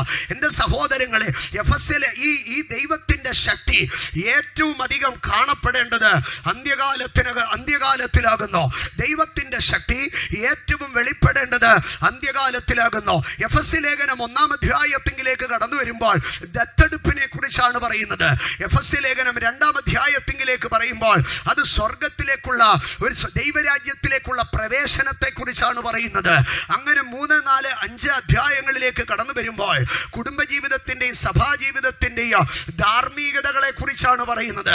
എന്നാൽ 6-ാം അധ്യായത്തിലേക്ക് കടന്നു വരുമ്പോൾ അവിടെ അപ്പോസ്തലൻ പറയുകയാണ്, ഒടുവിൽ കർത്താവിലും അവന്റെ അമിത ബലത്തിലോ ശക്തിപ്പെടുവീൻ. ഈ ഒടുവിൽ എന്ന വാക്ക് സ്തോത്ര ലേഖനത്തിന്റെ അതിന്റെ ഒടുവിലെന്ന് മാത്രമല്ല ഉദ്ദേശിക്കുന്നത്. അവിടെ എസ്കറ്റോളജിക്കൽ വിഷനിൽ, അന്ത്യകാല ദർശനത്തിൽ നിന്നുകൊണ്ട് പൗലോസ് പറയുകയാണ്, അന്ത്യകാലം വരുമ്പോൾ സഭായുഗത്തിന്റെ ഒടുവിൽ ദൈവസഭ ഏറ്റവും പ്രബലപ്പെട്ട് നിൽക്കേണ്ടത് വീണ്ടെടുപ്പും രക്ഷയുമല്ല, അതിലുപരിയായി കർത്താവിലും അവന്റെ അമിത ബലത്തിലും ശക്തിപ്പെട്ടുകൊണ്ട് ആയുധവർഗങ്ങളെ ധരിച്ചുകൊണ്ട് ആയുധങ്ങളെ എടുത്തുകൊണ്ട് സഭ മുന്നേറണമെന്ന് പറയുകയാണ്. ഇന്ന് രാത്രി ഞാൻ പറയട്ടെ, ഇത് അന്ത്യകാലമെന്ന് തിരിച്ചറിയുന്നുവെങ്കിൽ, ഇത് ഒടുവിലത്തെ സമയമെന്ന് തിരിച്ചറിയുന്നുവെങ്കിൽ, സഭ ദൈവശക്തിയിലേക്ക് പരിപൂർണമായി പ്രവേശിക്കേണ്ട കാലമാണ്. ഇന്ന് രാത്രി നിങ്ങളുടെ ശക്തിയെ ഒന്ന് പരിശോധിച്ചാട്ട്, അന്ധകാര മണ്ഡലങ്ങളോട് എതിർത്ത് നിൽക്കുവാൻ, പൈശാചിക പോരുകളോട് എതിർത്ത് നിൽക്കാൻ, ദുരാത്മ പ്രലോഭനങ്ങളോട് എതിർത്ത് നിൽപ്പാൻ നിങ്ങൾ ശക്തരായിരിക്കുന്നുവോ? യോഹന്നാൻ വിളിച്ചു പറയുകയാണ്, ബാല്യക്കാരെ നിങ്ങൾ ശക്തരാകയാൽ ഞാൻ നിങ്ങൾക്ക് എഴുതുന്നു. ഞാൻ വേഗത്തിൽ മുൻപോട്ട് പോകട്ടെ. എങ്ങനെ നമുക്ക് ശക്തരായി തീരുവാൻ കഴിയോ? എങ്ങനെ നമുക്ക് ശക്തരായി തീരുവാൻ കഴിയോ? അതാണ് സുവിശേഷത്തിന്റെ പ്രവൃത്തി. റോമാലേഖനം 1-ാം അധ്യായം അതിന്റെ 16-ാം വാക്യത്തിലേക്ക് വരുമ്പോൾ പൗലോസ് പറയുകയാണ്, സുവിശേഷത്തെ കുറിച്ച് എനിക്ക് ലജ്ജയില്ല. വിശ്വസിക്കുന്ന ഏവനും, അത് ആദ്യം യഹൂദനും പിന്നെ യവനനോ, അത് രക്ഷയ്ക്കായി ദൈവശക്തിയാകുന്നല്ലോ. സുവിശേഷത്തിനകത്തൊരു ദൈവശക്തിയുണ്ട്. അതിനെ ഘട്ടം ഘട്ടമായി പഠിക്കണം. രക്ഷയ്ക്കായുള്ള ദൈവശക്തി, എന്നാൽ രക്ഷിക്കപ്പെടുന്നവർക്കുള്ള ദൈവശക്തി അടുത്ത ഭാഗമാണ്. സുവിശേഷം എന്ന് പറയുന്നത് ഒരു ദൈവശക്തിയുടെ പ്രാരംഭ ഭാഗമാണ്. എന്നാൽ അടുത്തതായി രക്ഷിക്കപ്പെടുവാനുള്ള ദൈവശക്തിയാണ് എന്ന് പറഞ്ഞാൽ പാപത്തിന്റെ അടിവേര് പറിച്ച്, ശാപത്തിന്റെ നുകക്കയറിടിച്ച്, പിശാചിന്റെ തടവറ പൊളിച്ച് ഒരു മനുഷ്യനെ രക്ഷാമാർഗത്തിലേക്ക് കൊണ്ടുവരുവാനുള്ള ശക്തി സുവിശേഷത്തിനുണ്ട്. എന്നാൽ കൊരിന്ത്യർക്ക് എഴുതിയ 1-ാം ലേഖനം 1-ാം അധ്യായം 16-ാം വാക്യത്തിലേക്ക് വരുമ്പോൾ, രക്ഷിക്കപ്പെട്ടു കഴിയുമ്പോൾ ദൈവശക്തി അടുത്ത തലമായി മാറുകയാണ്. അതെന്താണ്? സുവിശേഷത്തിനപ്പുറമായി. കൊരിന്ത്യർക്ക് എഴുതിയ 1-ാം ലേഖനം 1-ാം അധ്യായം അതിന്റെ 18-ാം വാക്യത്തിൽ പറയുകയാണ്, ക്രൂശിന്റെ വചനം നശിച്ചു പോകുന്നവർക്ക് ഭോഷത്വമോ, രക്ഷിക്കപ്പെടുന്ന നമുക്കോ, രക്ഷിക്കപ്പെടാത്തവർക്കല്ല, രക്ഷിക്കപ്പെടുന്ന നമുക്കോ ദൈവശക്തിയുമാകുന്നു. അപ്പൊ ക്രൂശിന്റെ വചനം അകത്ത് കയറി കഴിഞ്ഞാൽ എന്തോ സംഭവിക്കുക? ദൈവത്തിന്റെ ശക്തി നമ്മളിൽ വ്യാപരിക്കാൻ കഴിയുക. എന്റെ സഹോദരങ്ങളെ, ഞാൻ അതിനെ ഒരല്പം ആഴത്തിലേക്ക് കൊണ്ടുപോവുകയാണ്. ക്രൂശിന്റെ വചനം രണ്ട് വിധത്തിൽ മനുഷ്യന് കാണുവാൻ കഴിയുക. ഒരു പാപി ക്രൂശിനെ കാണാം, അല്ലെങ്കിൽ എൻ്റെ വാക്കിൽ പറഞ്ഞാൽ വൈകാരികമായി ക്രൂശിനെ കാണാം. ഒരു മനുഷ്യന് ക്രൂശിനെ 3 തലത്തിൽ കാണാം. ഒന്ന്, യഹൂദ്യ വീക്ഷണത്തിൽ നിന്ന് ക്രൂശിനെ കാണാം. യഹൂദ്യ വീക്ഷണത്തിൽ യേശു ക്രൂശിക്കപ്പെട്ടത് കണ്ടാൽ അവൻ വിളിച്ചു പറയാ, ക്രൂശിന്മേൽ തൂങ്ങുന്നവനെല്ലാം ശപിക്കപ്പെട്ടവൻ. ഇനിയും ഗ്രീക്കന്റെ പശ്ചാത്തലത്തിൽ അല്ലെങ്കിൽ ഭൗതിക മണ്ഡലത്തിൽ, വൈകാരിക മണ്ഡലത്തിൽ നിന്ന് ക്രൂശിനെ ഒന്ന് നോക്കിക്കഴിഞ്ഞാൽ, ഇന്ന് രാത്രി ഞാൻ വേണമെങ്കിൽ അത് പ്രസംഗിക്കാം. ഗബത്തയുടെ കൽത്തളത്തിൽ പീലാത്തോസിന് മുൻപാകെ മുക്കാലിൽ കെട്ടിയിട്ട് പുറമുഴവുചാൽ പോലെ കീറി, തലയിൽ മുൾക്കിരീടം വെച്ച് കോല് വെച്ച് ആമേൻ ആഞ്ഞാഞ്ഞടിക്കിച്ച്, മുഖത്ത് കാറിത്തുപ്പി താടിരോമങ്ങൾ പിച്ചിപ്പറിച്ച്, മുഷ്ടികുത്തി മുഖത്തടിക്കുമ്പോൾ ഇളകിത്തെറിക്കുന്ന പല്ലുകളോ, അകത്തു നിന്ന് തുപ്പലും രക്തവുമായി വാർന്നൊഴുകി, വിലാപ്പുറം തുളയ്ക്കപ്പെട്ട് ഗബത്ത തുടങ്ങി ഗൊൽഗോത്ത വരെ വീണുമെഴുന്നേറ്റും പോകുന്ന ക്രിസ്തുവിന്റെ കിരാതമായിരിക്കുന്ന ക്രൂശിനെ വൈകാരികമായി എനിക്ക് പ്രസംഗിക്കുവാൻ കഴിയുക. അതിവിടെ ഇരിക്കുന്ന എല്ലാവരുടെയും കണ്ണുകളെ ഈറനണിയിക്കുക. പക്ഷേ നിങ്ങൾ പൗലോസിന്റെ ലേഖനങ്ങളിൽ എവിടെയെങ്കിലും നോക്കിക്കഴിഞ്ഞാൽ ഈ ക്രൂശിനെ പൗലോസ് വിവരിക്കുന്ന, പൗലോസ് വരച്ചു കാണിക്കുന്ന ക്രൂശിന്റെ രൂപം കണ്ടാൽ ഒറ്റത്തുള്ളി കണ്ണുനീര് നമുക്ക് വരത്തില്ല കേട്ടോ. പൗലോസ് ഒരിടത്ത് അടിയേറ്റ ക്രിസ്തുവിനെ അല്ല കാണിക്കുന്നത്, കാരിനും വാണികളേറ്റ ക്രിസ്തുവിനെ അല്ല കാണിക്കുന്നത്, മുൾക്കിരീടം ചൂടിയ ക്രിസ്തുവിനെ അല്ല കാണിക്കുന്നത്. പകരം പൗലോസ് ക്രിസ്തുവിന്റെ ക്രൂശിനെ കാണിച്ചിട്ട് പറയുകയാണ്, ജഡത്തിന്റെ ബലഹീനത നിമിത്തം ന്യായപ്രമാണത്തിന് കഴിയാഞ്ഞതിനെ സാധിച്ച ഒരിടമുണ്ടെങ്കിൽ അത് സാധ്യതയുടെ സ്ഥലമാണ്. പിന്നെയും പൗലോസ് ക്രൂശിനെ ചൂണ്ടിക്കാണിച്ചിട്ട് പറയുകയാണ്, വാഴ്ചകളെയും അധികാരങ്ങളെയും ആയുധവർഗം വഹിപ്പിച്ച് അവയുടെ മേൽ ജയോത്സവം കൊണ്ടാടി, അവിടെ അതാണ് ക്രൂശ്. പിശാചിന്റെ തല തകർന്ന ഇട. പിന്നെയും പൗലോസ് എബ്രായർക്ക് ലേഖനം എഴുതുമ്പോൾ പറയുകയാണ്, ഇതാ പിതാക്കന്മാരുടെ കാലം തുടങ്ങി കൃപാസനത്തിങ്കിലേക്ക് അടുക്കാൻ കഴിയാതെ വണ്ണ വീര്യപ്പെട്ട് കിടന്ന തിരശീല കീറിക്കളയപ്പെട്ട സ്ഥലമാണ് ക്രൂശ്. ആകയാൽ പൗലോസിന്റെ ക്രൂശിന്റെ വിവരണം കേട്ടാൽ ഒറ്റ മനുഷ്യനും കരയത്തില്ല. പകരം ഇരിക്കുന്നിടത്തുനിന്ന് അവൻ ചാടി എഴുന്നേക്ക. കാരണം പിശാചിന്റെ തല തകർന്ന ഇടമാണ് ക്രൂശ്. അവൻ ആയുധവർഗം വെച്ച ഇടമാണ് ക്രൂശ്. അവന്റെ പദ്ധതികൾ തകർന്ന ഇടമാണ് ക്രൂശ്. ആ ക്രൂശിന്റെ വാചനം അകത്തു കയറുമ്പോൾ അവൻ ശക്തനായി തീരാ. ഇന്ന് രാത്രി ഞാൻ പറയട്ടെ, വൈകാരികമായി ക്രൂശിനെ കണ്ട് കരഞ്ഞ കാലം കഴിഞ്ഞോ. പകരം ക്രൂശിന്മേൽ ജയോത്സവം കൊണ്ടാടിയ ക്രിസ്തുവിനെ, വാഴ്ചകളെ അധികാരങ്ങളെ ആയുധവർഗം വയ്പ്പിച്ച ക്രൂശിനെ, പിശാചിന്റെ നെറുക തകർന്ന ക്രൂശിനെ, ന്യായപ്രമാണത്തിന് അസാധ്യമായത് സാധ്യമായ ക്രൂശിനെ, എനിക്കും നിങ്ങൾക്കും വേണ്ടി ജീവന്റെ പുതുവഴി തുറന്ന ക്രൂശ്. ക്രൂശിനെ കുറിച്ചുള്ള ദർശനം ദൈവമക്കൾക്ക് മാറണം. ഹോളി സ്പിരിറ്റ്, ആമേൻ. കത്തോലിക്കന് ക്രൂശ് മലയാറ്റൂർ മലയിൽ കരഞ്ഞോണ്ട് പോകാനുള്ളതാ. പക്ഷെ പെന്തക്കോസുകാരന് ക്രൂശ് കരഞ്ഞോണ്ട് കയറാനുള്ള സ്ഥലമല്ല, കരഞ്ഞോണ്ട് കാണാനുള്ള സ്ഥലമല്ല.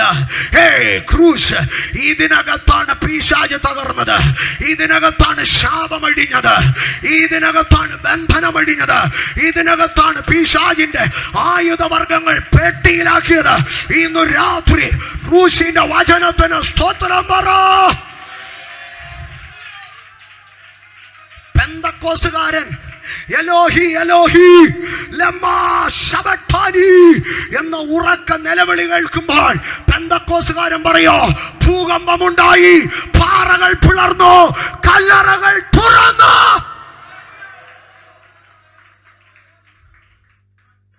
യഹൂദ്യ വീക്ഷണത്തിൽ ക്രൂശിനെ കാണാം, വൈകാരികമായി ക്രൂശിനെ കാണാം, ഹൃദയദൃഷ്ടി തുറന്ന് ആത്മാവിൽ ക്രൂശിനെ കാണാം. ഒരു സമയത്ത് ഞാനും ഒത്തിരി ക്രൂശിനെ ധ്യാനിച്ച് കരയുമായിരുന്നു. പക്ഷെ പരിശുദ്ധാത്മാവ് എൻ്റെ അടുക്കൽ പറഞ്ഞു, നീ ക്രൂശിനെ ധ്യാനിച്ച് കരയുന്നതിനെക്കാട്ടിലുപരി അതിനകത്തൊരു പവറുണ്ട്. ആ പവറിനെ നീ കയറി പിടിക്കുക.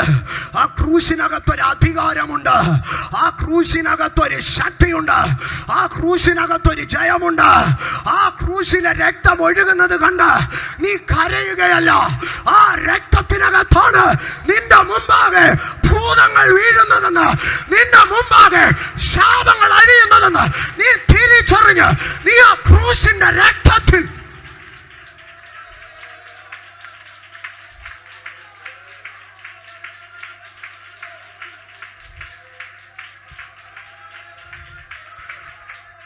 ഇന്ന് വരെ പെന്തക്കോസിലെ ഒരു പാസ്റ്ററും ക്രൂശ് പറഞ്ഞ് കരയുന്നത്, ക്രൂശിന്റെ രക്തം പറഞ്ഞ് കരയുന്നത് ഞാൻ കണ്ടിട്ടില്ല. പകരം ക്രൂശിന്റെ രക്തം പറയുമ്പോ ആറ്റം ബോംബിടുന്ന പവറില പെന്തക്കോസുകാർ രക്തം പറയുന്നത്. അവന്റെ ശിരസ് തുടങ്ങി, എന്റെ കർത്താവിന്റെ ശിരസ് തുടങ്ങി കാൽപാദം വരെ വാർന്നൊലിച്ച ഓരോ തുള്ളി രക്തവ. അത് ഞങ്ങളുടെ കണ്ണിൽ നിന്ന് കണ്ണുനീര് ഒഴുക്കാനല്ല, ഞങ്ങളുടെ കണ്ണുനീര് തുടച്ചു കളയാൻ അതിനു വേണ്ടിയാണ് ആ രക്തം. ക്രൂശിനെ ആത്മാവിൽ കാണാൻ തുടങ്ങിയാൽ അവിടെ ശക്തി കയറാൻ തുടങ്ങും.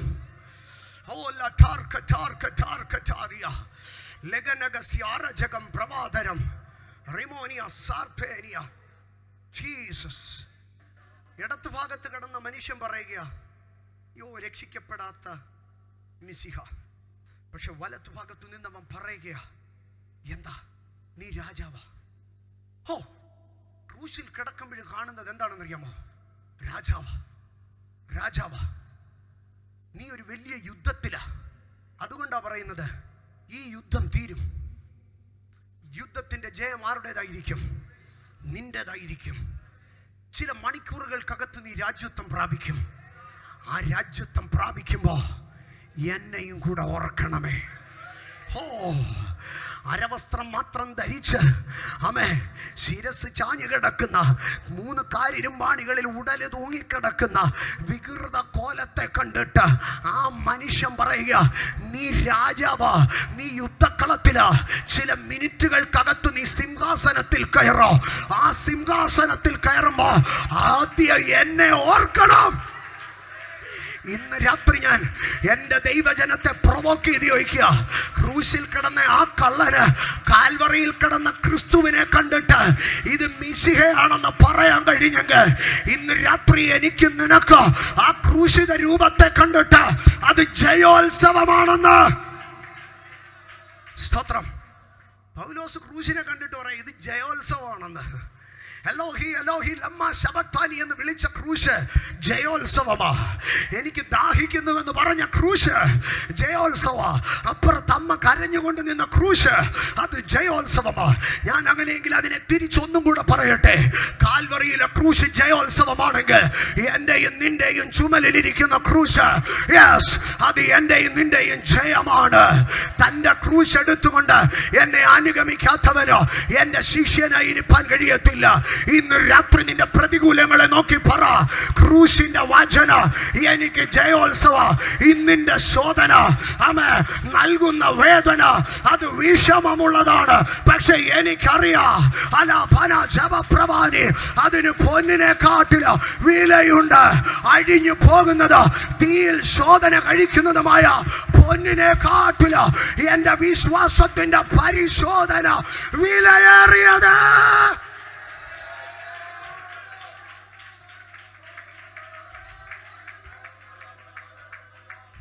ഇന്ന് രാത്രി ധൈര്യപ്പെട്ടാട്ടെ. എൻ്റെ ക്രൂശ് എൻ്റെ പ്രശംസയാ. എൻ്റെ ക്രൂശ് എൻ്റെ പ്രശംസയാ. ഞാൻ പ്രശംസിക്കുന്നുവെങ്കിലോ എൻ്റെ ക്രൂശിലല്ലാതെ അപ്പോൾ പൗലോസ് എന്താ പറയുന്നത്? ക്രൂശ് എനിക്ക് പ്രശംസയാ. ഒന്നാമതായി പറയുകയാണ് സുവിശേഷത്തെ കുറിച്ച് എനിക്ക് ലജ്ജയില്ല.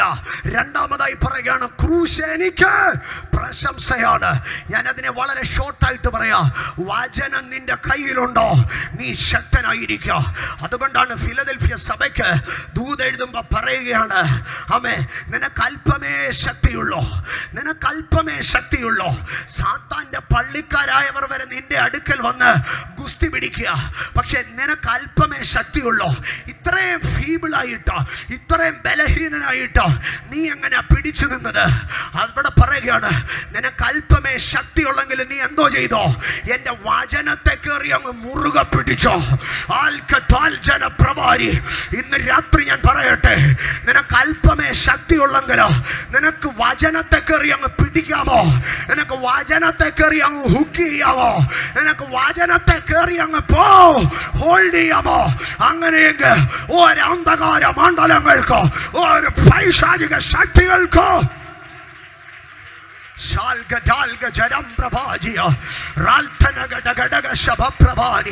നിനക്ക് അല്പമേ ശക്തിയുള്ളൂ. പക്ഷെ ദൈവത്തിന്റെ വചനം നിന്റെ തലയ്ക്കകത്തുണ്ടോ? ദൈവത്തിന്റെ വചനം നിന്റെ ചങ്കിനകത്തുണ്ടോ? നിന്നെ ആർക്ക് തൊടാൻ കഴിയോ? ഫിലദൽഫിയ സഭയോട് പറയാ, നിനക്ക് അല്പമേ ശക്തിയുള്ളൂ. പക്ഷെ നിന്റെ മുമ്പാകെ തുറന്ന ഒരു വാതിൽ അടയ്ക്കാൻ ഉലകത്തിൽ ഒരുത്തനും കഴിയത്തില്ല. പിന്നെ നിന്റെ മുമ്പാകെ ഞാൻ അടച്ച വാതിൽ തുറക്കാൻ ഉലകത്തിൽ ഒരുത്തനും കഴിയത്തില്ല. എന്താ കാരണം? നീ വചനത്തെ കയറി അങ്ങ് പിടിച്ചേക്കുക. ഇന്ന് രാത്രി എന്നെ കേൾക്കുന്ന ദൈവ പൈതലേ, hold the word of God. ദൈവത്തിന്റെ വചനത്തെ മുറുകെ പിടിക്ക്. അവന്റെ കൽപ്പനകളെ മുറുകെ പിടിക്ക്. അവൻ നിന്നോട് പറഞ്ഞ വാഗ്ദത്തങ്ങളെ മുറുകെ പിടിക്ക്. ദൈവം നിങ്ങളോട് പറഞ്ഞ വാഗ്ദത്തങ്ങളെ മുറുകെ പിടിക്ക്. യെസ്, നിങ്ങളുടെ ബലം എന്തുള്ളതെന്നുള്ളതല്ല വിഷയം. നിനക്ക് അല്പമേ ശക്തിയുള്ളൂ. പക്ഷെ നീ ഒരു കാര്യത്തെ കയറി പിടിച്ചോ എന്ന് പറഞ്ഞാൽ നിനക്ക് അല്പമേ ശക്തിയുള്ളൂ. പക്ഷെ നീ ദൈവത്തിന്റെ വചനത്തെ കയറി പിടിച്ചോ. അത് കാരണം പിന്നെ നിന്നെ എന്ത് ചെയ്യാൻ കഴിയുന്നില്ല? ആർക്കും തൊടാൻ കഴിയുന്നില്ല. എൻ്റെ സഹോദരങ്ങളെ, 66 kV ലൈൻ പോകുന്ന അതിനകത്തൊരു കോപ്പർ വയർ കയറി പിടിച്ചാല് കോപ്പറിന്റെ ബലമാണോ പിന്നെ ആൾക്കാർ അന്വേഷിക്കുന്നേ? അലൂമിനിയത്തിന്റെ ബലമാണോ അന്വേഷിക്കുന്നത്? സ്റ്റീലിന്റെ ബലമാണോ അന്വേഷിക്കുന്നത്? അല്ല, അതിനകത്തുകൂടെ പാസ് ചെയ്യുന്ന കരണ്ടിന്റെ ബലമാ. ഇന്ന് രാത്രി ഞാൻ നിന്നോട് പറയട്ടെ, നീ ശാരീരികമായി എത്ര ക്ഷീണിതനാകട്ടെ, നീ മാനസികമായി എത്ര ബലഹീനനാകട്ടെ, നീ സാമ്പത്തികമായി എത്ര തകർന്ന് തരിപ്പണമായവനായിരിക്കട്ടെ, പക്ഷേ നിനക്ക് വചനത്തെ കയറി പിടിക്കാമോ? വാഗ്ദത്തത്തെ കയറി പിടിക്കാമോ? പ്രോമിസിനെ കയറി പിടിക്കാമോ? തുറന്നതൊന്നും അടയത്തില്ല, അടഞ്ഞതൊന്നും തുറക്കത്തില്ല, ഒരുത്തനും നിന്നെ തൊടാൻ കഴിയത്തില്ല.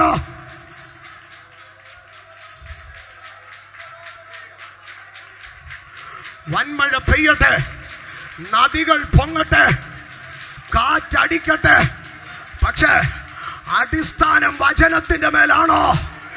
വീഴത്തില്ല. കാരണം power is in the word of God. The power is in the word of God. ഇന്ന് രാത്രി power is in the word of God. നിങ്ങൾക്ക് നൽകപ്പെട്ട തിരുവെഴുത്തുകളെ ഉയർത്തിപ്പിടിച്ചു പറ, the power is in the word of God. The power is in the word of God. എൻ്റെ ശക്തി എൻ്റെ ദൈവം എനിക്ക് നൽകിയ വചനത്തിനകത്താണ്. അതുകൊണ്ടാ ഭക്തനൊക്കെ പാടുന്നത്, ദൈവവചനം ജീവനും ശക്തിയുമാകയാൽ. ഹോളി സ്പിരിറ്റ്, ഇന്ന് രാത്രി ദൈവത്തിന്റെ വചനം നിങ്ങളെ ആശ്വസിപ്പിക്കാൻ മാത്രമുള്ളതല്ല, നിങ്ങളെ സമാധാനിപ്പിക്കാൻ മാത്രമുള്ളതല്ല, നിങ്ങളുടെ ചുമരിന്മേൽ വെറുതെ എഴുതി വെക്കാൻ മാത്രമുള്ളതല്ല. This is your strength. വൻമഴ പെയ്യാം, നദികൾ പൊങ്ങാം, കാറ്റലയ്ക്കാം, പക്ഷേ if you are established in the word of God, നീ വചനത്തിൽ കയറി നിൽക്കുന്നവനാണെങ്കിൽ, വചനത്തിൽ ഉറപ്പുള്ളവനാണെങ്കിൽ, നീ ശക്തനാണ്, നീ ശക്തനാണ്, നീ ശക്തനാണ്.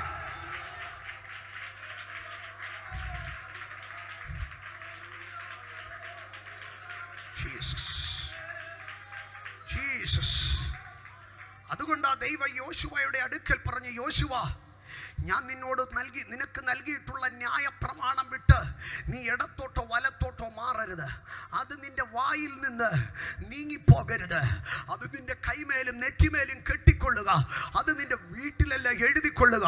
നീ ഇരിക്കുമ്പോഴും നടക്കുമ്പോഴും എഴുന്നേൽക്കുമ്പോഴും കിടക്കുമ്പോഴും നീ ആ വാഗ്ദത്തത്തെ, നീ ആ വചനത്തെ ഇങ്ങനെ ഉരുവിട്ടുകൊണ്ടേ ഇരിക്കുക. Ponder the word of God. നീ ഇങ്ങനെ മനസ്സിനകത്തോ ചിന്തക്കകത്തോ മൊത്തം ആ വേർഡ് ഇങ്ങനെ ഇട്ട് കറക്കിക്കൊണ്ടിരിക്കുക. നിന്റെ ആയുഷ്കാലത്തൊരിക്കലോ ഒരു മനുഷ്യന് നിനക്കെതിരെ നിൽക്കത്തില്ല. ദൈവത്തിന്റെ വചനം അകത്ത് വസിക്കണം. പക്ഷെ ഇന്ന് നമ്മുടെയൊക്കെ സഹോദരങ്ങളുടെ അകത്ത് വസിക്കുന്നത് എന്താണെന്നറിയാമോ? അച്ചായം പറഞ്ഞവരാക്കും, അമ്മാമവരാകിയവരാക്കും, നാട്ടുകാർ പറഞ്ഞ പരിഹാസവാക്കും, ടീച്ചർ പറഞ്ഞ കുത്തുവാക്കും, പാസ്റ്റർ പറഞ്ഞ പരിഹാസവും, ഇത് മുഴുവനും തലയ്ക്കകത്തിട്ട് കടക്കുക. പിന്നെ എവിടാ ശക്തിപ്പെടുന്നത്?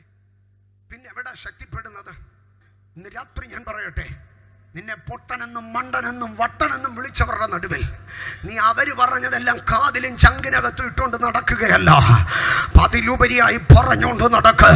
ദൈവം നിന്നോട് പറഞ്ഞ വാഗ്ദത്തം, ദൈവം നിന്നോട് പറഞ്ഞ വാഗ്ദത്തം, ദൈവം നിന്നോട് പറഞ്ഞ വാഗ്ദത്തം.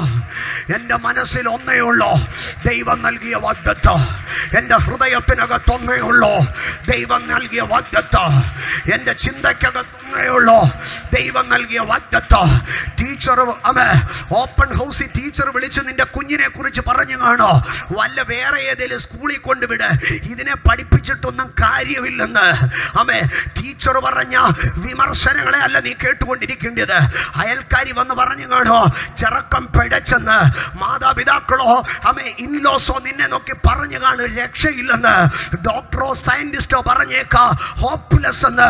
പക്ഷെ അവരെന്ത് പറഞ്ഞുവെന്നുള്ളതല്ല വിഷയം, ദൈവം നിന്നോടെന്ത് പറഞ്ഞുവെന്നുള്ളതാ. നീ പ്രാർത്ഥിക്കുമ്പോൾ ദൈവം നിന്നോട് ഇടപെട്ടാൽ പ്രവാചകന്റെ ദൂതുകളെ വരെ മാറ്റി എഴുതാൻ കഴിയോ? യെശയ്യാവ് ഉലകം കണ്ട ഏറ്റവും ദീർഘവീക്ഷണമുള്ള പ്രവാചകൻ, തനിക്ക് ശേഷം 3-ാം തലമുറയെ നോക്കി പ്രവചിച്ചവൻ, യെരൂശലേമിലെ യഹൂദ്യയിൽ എഴുന്നേറ്റ, ഇസ്രായേലിൽ എഴുന്നേറ്റ ആദ്യമേ ജാതികളെ കുറിച്ച് പ്രവചിച്ച പ്രവാചകൻ, മിശിഹായെ കുറിച്ച് ഏറ്റവും അധികം പ്രവചിച്ച പ്രവാചകൻ, 700 സംവത്സരങ്ങൾക്ക് ശേഷം സംഭവിക്കുവാനുള്ളത് സ്ഥലത്തിന്റെ പേരും ആളിന്റെ പേരും ചേർത്ത് പ്രവചിച്ച പ്രവാചകൻ. ഈ പ്രവാചകൻ ചെന്ന് ഹിസ്കിയാ രാജാവിന്റെ അടുക്കൽ ഒരു ദൂത് പറഞ്ഞു. ഹിസ്കിയാവ് ചുമരിന്റെ നേരെ കിടന്നൊരു പ്രാർത്ഥന പ്രാർത്ഥിച്ചോ. കൊട്ടാരത്തിന്റെ പടിയിറങ്ങി പോകുന്നതിന് മുമ്പേ യെശയ്യാവിന്റെ അടുക്ക പറഞ്ഞു, യെശയ്യാവേ തിരിച്ച് ഹിസ്കിയാവിന്റെ അടുക്ക ചെന്നിട്ട് പറ, ദൂത് ക്യാൻസലായെന്ന് പറയാൻ. ഇന്ന് രാത്രി നീ പിന്നെ ഏത് മനുഷ്യന്റെ വാക്കിനെ ഭയപ്പെടോ? നോ, ദൈവത്തിന്റെ വചന ഹൃദയത്തിൽ കയറട്ടെ.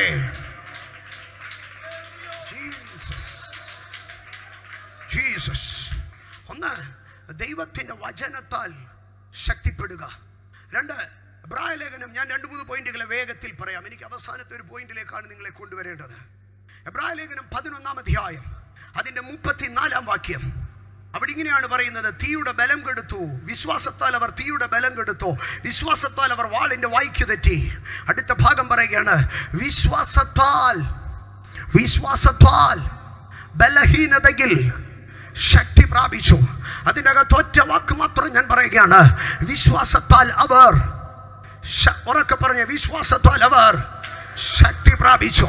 ഇന്ന് രാത്രി ദൈവജനം തിരിച്ചറിയണോ, എത്രത്തോളം നീ വിശ്വാസത്തിൽ പിടിച്ചു നിൽക്കുമോ അത്രത്തോളം ദൈവം നിന്നെ എംപവർ ചെയ്തുകൊണ്ടിരിക്കോ.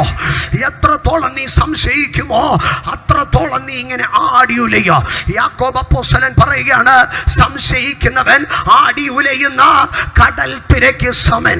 എന്നാൽ യഹോവയിൽ ആശ്രയിക്കുന്നവൻ, യഹോവയിൽ വിശ്വസിക്കുന്നവൻ കുലുങ്ങാതെ എന്നേക്കോ ഉറച്ചു നിൽക്കുന്ന സിയോന്റെ പർവ്വതം പോലെ ആകുന്നു. ഇന്ന് രാത്രി ദൈവത്തിന്റെ പൈതലേ, ദൈവം നിന്റെ മേൽ പകർന്ന വിശ്വാസം അത് നിന്നെ ബലഹീനപ്പെടുത്തുന്നതല്ല, അത് നിന്നെ ശക്തനാക്കുന്നതാണ്. ഇന്ന് രാത്രി പ്രതികൂലങ്ങളിൽ സംശയിക്കരുത്, വെല്ലുവിളികളിൽ ധൈര്യപ്പെടരുത്, പകരം ദൈവത്തിൽ വിശ്വാസമുള്ളവരായിരിക്കുവേ.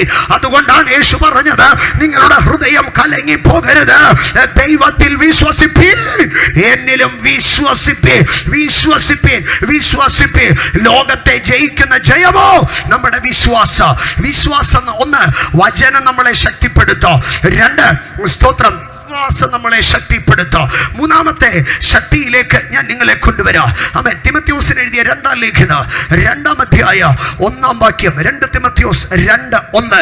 അവിടെ ഇങ്ങനെയാണ് എഴുതിയിരിക്കുന്നത്, എൻ്റെ മകനെ ക്രിസ്തുയേശുവിലുള്ള കൃപയാൽ ശക്തിപ്പെടുക. അപ്പൊ പൗലോസ് തിമോഥെയോസിന്റെ അടുക്ക പറയുക, ശക്തിപ്പെടണമെങ്കിൽ എന്തോ വേണോ? കൃപ വേണം. ശക്തിപ്പെടണമെങ്കിൽ എന്തോ വേണം? കൃപ വേണോ? ഏതാണ് ഈ കൃപ എന്ന് പറയുന്നത്? കൃപയുടെ അനേക അനുഭവങ്ങളുണ്ട്.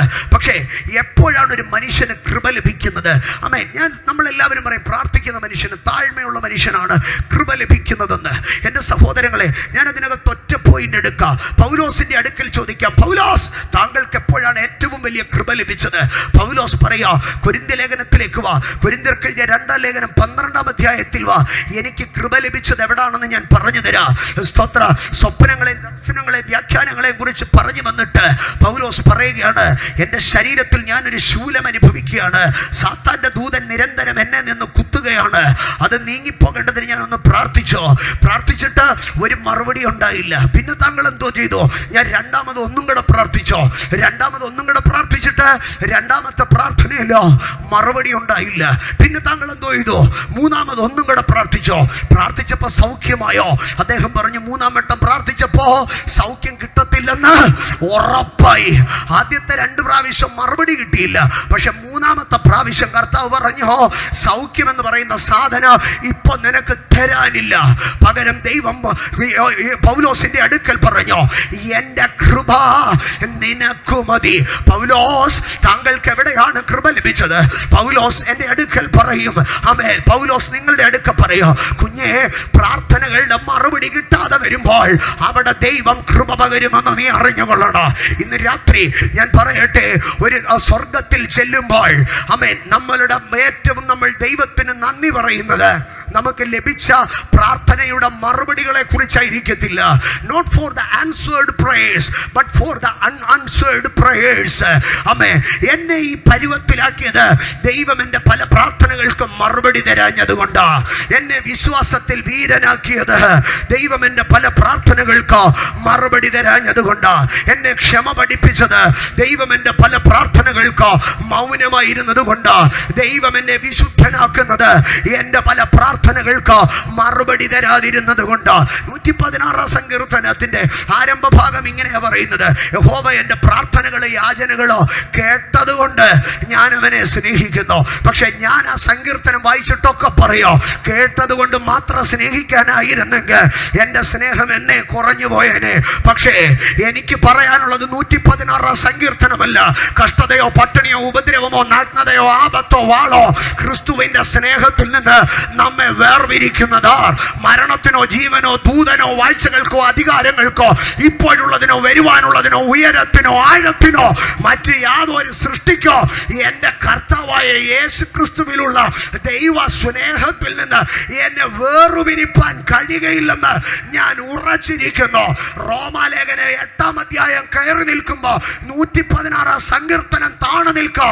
കാരണം അതാണ് കൃപയുടെ സുവിശേഷം, അതാണ് കൃപയുടെ അധികാരം. സ്തോത്രം. ഇന്ന് രാത്രികാലം എൻ്റെ സഹോദരങ്ങളെ, കൃപയ്ക്കകത്ത് ശക്തിപ്പെടണം എന്ന് പറഞ്ഞാൽ ദൈവം നൽകിയ മറുപടികൾക്കകത്തല്ല ശക്തിപ്പെടേണ്ടത്. മറുപടി നൽകാതെ ദൈവം മൗനമായിരിക്കുന്ന വിഷയങ്ങളില്ലേ? എന്നിട്ട് പൗലോസ് അതുകൊണ്ട് പറയുക 10-ാം വാക്യത്തിൽ 2 കൊരിന്ത്യർ 12:10, അതുകൊണ്ട് ഞാൻ ക്രിസ്തുവിന് വേണ്ടി ബലഹീനത, കയ്യേറ്റം, ബുദ്ധിമുട്ട്, ഉപദ്രവം, ഞെരുക്കം എന്നിവ സഹിപ്പാൻ ഞാൻ ഇഷ്ടപ്പെടുന്നു. പുറമെ ബലഹീനനായി തീരുമ്പോൾ തന്നെ ഞാൻ അകത്തൊരു പുതിയ ശക്തിയിലേക്ക് കയറുകയാ. എവിടെ നിന്ന് ശക്തി വന്നോ? ദൈവത്തിന്റെ കൃപയാൽ ഞാൻ ശക്തിപ്പെട്ടോ. പൗലോസ് പറയുകയാണ്, കർത്താവ് എന്നോട് പറഞ്ഞോ, എൻ്റെ ശക്തി നിന്റെ ബലഹീനതയിൽ തികഞ്ഞു വരും. അത് ഇംഗ്ലീഷിൽ ഇങ്ങനെയാണ് എഴുതിയിരിക്കുന്നത്: my strength shall rest upon your infirmities. നിന്റെ ബലഹീനതയ്ക്കകത്താണ് എൻ്റെ ശക്തിയുടെ സീറ്റ്. അങ്ങനെയെങ്കിൽ ഇന്ന് രാത്രി പറഞ്ഞാട്ട്, നിന്റെ ബലഹീനതയാണ് ദൈവത്തിന്റെ ശക്തിയുടെ സിംഹാസനം. നിന്റെ പോരായ്മകളാണ് ദൈവത്തിന്റെ ശക്തിയുടെ സിംഹാസനം. സ്തോത്രം, സ്തോത്രം, സ്തോത്രം. ഈ ശക്തി ഞങ്ങളുടെ സ്വന്തമെന്നല്ല, ദൈവത്തിൻ്റെ ദാനമത്രേ എന്ന് വരേണ്ടതിന് ഇത് ഞങ്ങൾക്ക് മൺകൂടാരങ്ങളിൽ ദൈവം എന്ത് ചെയ്തിരിക്കുകയാണ്? പകർന്നിരിക്കുകയാണ്. Imparted power of God. അത് കൃപയ്ക്കകത്താണ് ഉണ്ടാകുന്നത്. ആമേൻ. 1-ാം പ്രാർത്ഥനയ്ക്ക് മറുപടി കിട്ടുന്നവനല്ല ശക്തിയുള്ളത്. 2-ലും 3-ലും മറുപടി കിട്ടാതെ ദൈവത്തിന്റെ സന്നിധിയിൽ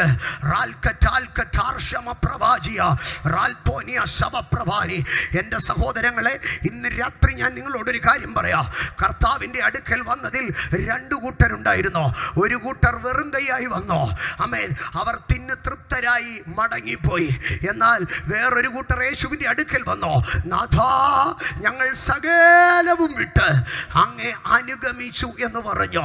എൻ്റെ സഹോദരങ്ങളെ, പത്രോസിൻ്റെ വലയ്ക്കകത്ത് 2 പടകിനുള്ള വല മീൻ കയറി. പക്ഷേ പത്രോസ് ആ മീനും വിറ്റോണ്ട് അവിടെ ഇരുന്നെന്നല്ല എഴുതിയിരിക്കുന്നത്. പടകും വലയും വിട്ടിട്ട് കർത്താവിനെ അനുഗമിച്ചു. അവിടെയാണ് ദൈവകൃപ വ്യാപരിക്കുന്നത്. പ്രതികൂലങ്ങൾക്കകത്തും കർത്താവിനെ സ്നേഹിക്കാമോ? പ്രതിസന്ധികൾക്കകത്തും കർത്താവിനെ സേവിക്കാമോ? നിന്ദകൾക്കകത്തും കർത്താവിനെ സേവിക്കാമോ? പരിഹാസങ്ങൾക്കകത്തോ അമ്മേ കർത്താവിനെ സ്നേഹിക്കാമോ? കപ്പൽ ഛേദം വരട്ടെ, നാട്ടിലെ ആപത്ത്, കാട്ടിലെ ആപത്ത്, കള്ള സഹോദരന്മാരാലുള്ള ആപത്ത്, നുഴഞ്ഞു കയറിയവരാലുള്ള ആപത്ത്, പ്രതികൂലത്തിന്റെ ദിനരാത്രങ്ങൾ നീണ്ടു നിന്നാല്, കഷ്ടതയുടെ രാത്രികൾ ഒഴിയാതെ നിന്നാല്, മാനസിക വേദനയുടെ മാനസിക സമ്മർദ്ദത്തിന്റെ മാസങ്ങൾ നീണ്ടു നിന്നാല്, വ്യർത്ഥമാസങ്ങളോ കഷ്ടരാത്രികളും അവകാശമായാല്, ക്ലേശിപ്പിക്കപ്പെട്ട സംവത്സരങ്ങൾ ജീവിതത്തിൽ വന്നാല്, ദൈവത്തിന്റെ മുഖത്തേക്ക് നോക്കി കൃപ പ്രാപിക്കുന്ന ദൈവ പൈതലിനോട് കർത്താവ് പറയാ, എന്റെ ശക്തി നിന്റെ അകത്തുണ്ട്, എന്റെ ശക്തി നിന്റെ അകത്തുണ്ട്. ഇന്ന് രാത്രി കൃപയുള്ള ദൈവജനത്തിന്റെ അകത്ത് ദൈവത്തിന്റെ ശക്തിയുണ്ട്. Jesus, Jesus. എൻ്റെ സഹോദരങ്ങളെ, തിമോഥെയോസിന് എഴുതിയ 2-ാം ലേഖനം 3-ാം അധ്യായം, ഞാൻ 2-3 ഭാഗങ്ങളും തൊട്ട് പറഞ്ഞു പോകാം കേട്ടോ. തിമോഥെയോസിന് എഴുതിയ 2-ാം ലേഖനം 3-ാം അധ്യായം അതിൻ്റെ 5-ാം വാക്യത്തിൽ ഇങ്ങനെയാണ് പൗലോസ് പറയുന്നത്: ഭക്തിയുടെ വേഷം ധരിച്ച് അതിൻ്റെ ശക്തിയെ ത്യജിക്കുന്നവർ. ഭക്തിക്കൊരു ശക്തിയുണ്ട് സഹോദരങ്ങളെ. ഇവിടെ പറയുകയാണ് ഭക്തിക്കൊരു വേഷവുമുണ്ട്, ഭക്തിക്കൊരു ശക്തിയുമുണ്ട്. ദലീല ശിംശോന്റെ അടുക്കൽ ചോദിച്ചു, നിനക്കെവിടുന്ന ഇത്രയും ശക്തി, നിനക്കെങ്ങനെ ഇത്രയും പവർ ഉണ്ടായത്? ശിംശോൻ പറഞ്ഞ മറുപടിയുണ്ട്. ആമേൻ. എൻ്റെ അമ്മ ഒരു ഭക്തയായ സ്ത്രീയായിരുന്നു. മക്കളില്ലാതിരുന്ന ദീർഘനാളുകൾ കഴിഞ്ഞിട്ടും അവൾ ദൈവത്തെ ഏകാന്തമായി അന്വേഷിക്കുന്നവളായിരുന്നു. ഒരു നാളിൽ എൻ്റെ അമ്മയുടെ പ്രാർത്ഥനയിൽ ദൈവത്തിൻ്റെ ദൂതൻ ഇറങ്ങി വന്നു. എൻ്റെ അമ്മയോട് സംസാരിച്ചു. അമ്മയ്ക്ക് കിട്ടിയ വെളിപ്പാടിൽ അവൾ വിശുദ്ധയായി ജീവിച്ചു. ഞാൻ ഗർഭം ധരിക്കുമെന്ന് അറിഞ്ഞ നാൾ തുടങ്ങി, എന്നെ ഗർഭം ധരിക്കുമെന്ന് അറിഞ്ഞ നാൾ തുടങ്ങി എൻ്റെ അമ്മ എനിക്ക് വേണ്ടി ഒരു നാസീറായിരുന്നു. ഞാൻ ജനിച്ച അന്ന് തുടങ്ങി എൻ്റെ തലയിൽ ക്ഷൗരക്കത്തി വെക്കാതെ എൻ്റെ സമപ്രായക്കാരായ കുഞ്ഞുങ്ങളെയൊക്കെ മുടിവെട്ടി മിടുക്കന്മാരായിട്ട് നടത്തുമ്പോൾ എൻ്റെ തല മാത്രം ഇങ്ങനെ ചിന്നിച്ചെതറി ഒരു ജട പിടിച്ച് നടന്നു. എല്ലാ കുഞ്ഞുങ്ങളും അവരുടെ കൗമാരത്തിൽ നല്ല ഫാഷനിൽ നടന്നപ്പോൾ എൻ്റെ അമ്മ അതിനൊന്നും എന്നെ സമ്മതിച്ചില്ല. എൻ്റെ തലമുടി വെട്ടാതെ ഇങ്ങനെ ജട പിടിച്ച് നടന്നു. ഞാൻ പലപ്പോഴും ചോദിച്ചമ്മേ, എൻ്റെ മുടി ഒന്ന് വെട്ടിത്തരാത്ത എന്താണെന്ന്. പക്ഷേ അമ്മ എന്നോട് പറഞ്ഞു, കുഞ്ഞെ നീ ദൈവത്തിന് നാസീറാണെന്ന്. പിന്നെ എനിക്കും അത് ശീലമായി. അങ്ങനെ എൻ്റെ അമ്മ എന്നെ ഭക്തിയിൽ വളർത്തിയതാ. ആ ഭക്തി എൻ്റെ അകത്തു കിടപ്പുണ്ട്. ഞാൻ ശവത്തെ തൊടത്തില്ല.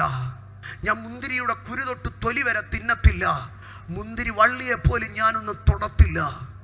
ഞാൻ വേർപാടുള്ളവനാ. എൻ്റെ അകത്തൊരു വല്ലാത്ത ഭക്തി കിടപ്പുണ്ട്. ആ ഭക്തിയാണ് എൻ്റെ ശക്തി. വെട്ടാതെ വളർന്ന് തമ്മിൽ കൂട്ടിപ്പിടിച്ച് കിടക്കുന്ന, ജട പിടിച്ച് കിടക്കുന്ന, മനുഷ്യന് പരിഹാസമായി തോന്നുന്ന ഈ തലമുടിയില്ലേ, ഇതിനകത്താണ് എൻ്റെ ശക്തി ഇരിക്കുന്നത്.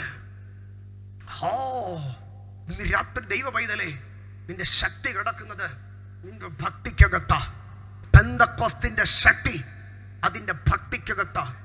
ചാണകം മെഴുകിയ തറയ്ക്കകത്തും ഓലക്കീറിനകത്തും കല്ലേറ് ഭയപ്പെട്ട് കല്ലേറിന്റെ നടുവിൽ ആരംഭിച്ച പ്രസ്ഥാനം വളർന്നതിന്റെ കാരണം പണത്തിന്റെ മിടുക്കോ സായിപ്പുമാരുടെ ഒത്താശയോ അല്ല. പകരം നെഞ്ചും നെറ്റിയും കൊടുത്ത് ദൈവത്തിന് വേണ്ടി നിവരെ നിൽക്കുന്നവരുണ്ടായിരുന്നു. പണ്ട് കാലത്തെയൊക്കെ പ്രസംഗങ്ങളിൽ ഏറ്റവും കൂടുതൽ പ്രസംഗിക്കുന്നത് സമാഗമന കൂടാരത്തിന്റെ നിവരെ നിൽക്കുന്ന 48 പലകകളെ കുറിച്ചായിരുന്നു. ഓരോ ശുശ്രൂഷ, ഓരോ കൺവെൻഷൻ കഴിയുമ്പോഴും കർത്താവ് എന്ത് തരുമെന്ന് ചിന്തിച്ചല്ല ജനം ഇറങ്ങിയത്. കർത്താവിന് വേണ്ടി നമുക്കെന്ത് ചെയ്യാൻ കഴിയും? ഭക്തിയുള്ള പുരുഷാരം ജീസസ്. ഈ ഭക്തിക്കകത്താണ് പെന്തക്കോസിനകത്ത് എന്ത് വ്യാപരിച്ചത്? ശക്തി വ്യാപരിച്ചത്. Holy spirit. ഇന്ന് രാത്രി ഞാൻ പറയട്ടെ, ഈ കാലഘട്ടം ശക്തിപ്പെടേണ്ട കാലഘട്ടമാണ്. ദൈവത്തോടൊരു ഭക്തി ഉണ്ടാകട്ടെ. ഉപവാസങ്ങൾ, പ്രാർത്ഥനകൾ, കണ്ണുനീരുകൾ, ദൈവത്തിൻ്റെ സന്നിധിയിൽ വേർപാടുകൾ ഉണ്ടാകട്ടെ. അവിടെ ദൈവത്തിൻ്റെ ശക്തി വ്യാപരിക്കും. എൻ്റെ സഹോദരങ്ങളെ, 5-ാമത്തെ ഭാഗത്തിലേക്ക് ഞാൻ വേഗത്തിൽ വരട്ടെ. സ്തോത്രം. യേശു കർത്താവിൻ്റെ ജീവിതത്തിലേക്ക് കടന്നു വരുമ്പോൾ 4 ഭാഗങ്ങളെ ഞാൻ പറയാം. യേശു ജനിച്ചത് എങ്ങനെയാണെന്നറിയാമോ? ദൈവത്തിൻ്റെ ശക്തിയാലാണ്. ലൂക്കോസിന്റെ സുവിശേഷം 1-ാം അധ്യായം അതിൻ്റെ 35-ാം വാക്യത്തിൽ പറയുകയാണ്, പരിശുദ്ധാത്മാവ് നിന്റെ മേൽ വരും, അത്യുന്നതന്റെ ശക്തി നിന്റെ മേൽ നിഴലിടും. ആകയാൽ ഉത്ഭവിക്കുന്ന വിശുദ്ധ പ്രജ ദൈവപുത്രൻ. അപ്പോൾ യേശു കർത്താവ് ഉത്ഭവിച്ചത് എങ്ങനെയാണ്? ദൈവത്തിൻ്റെ ശക്തിയാൽ.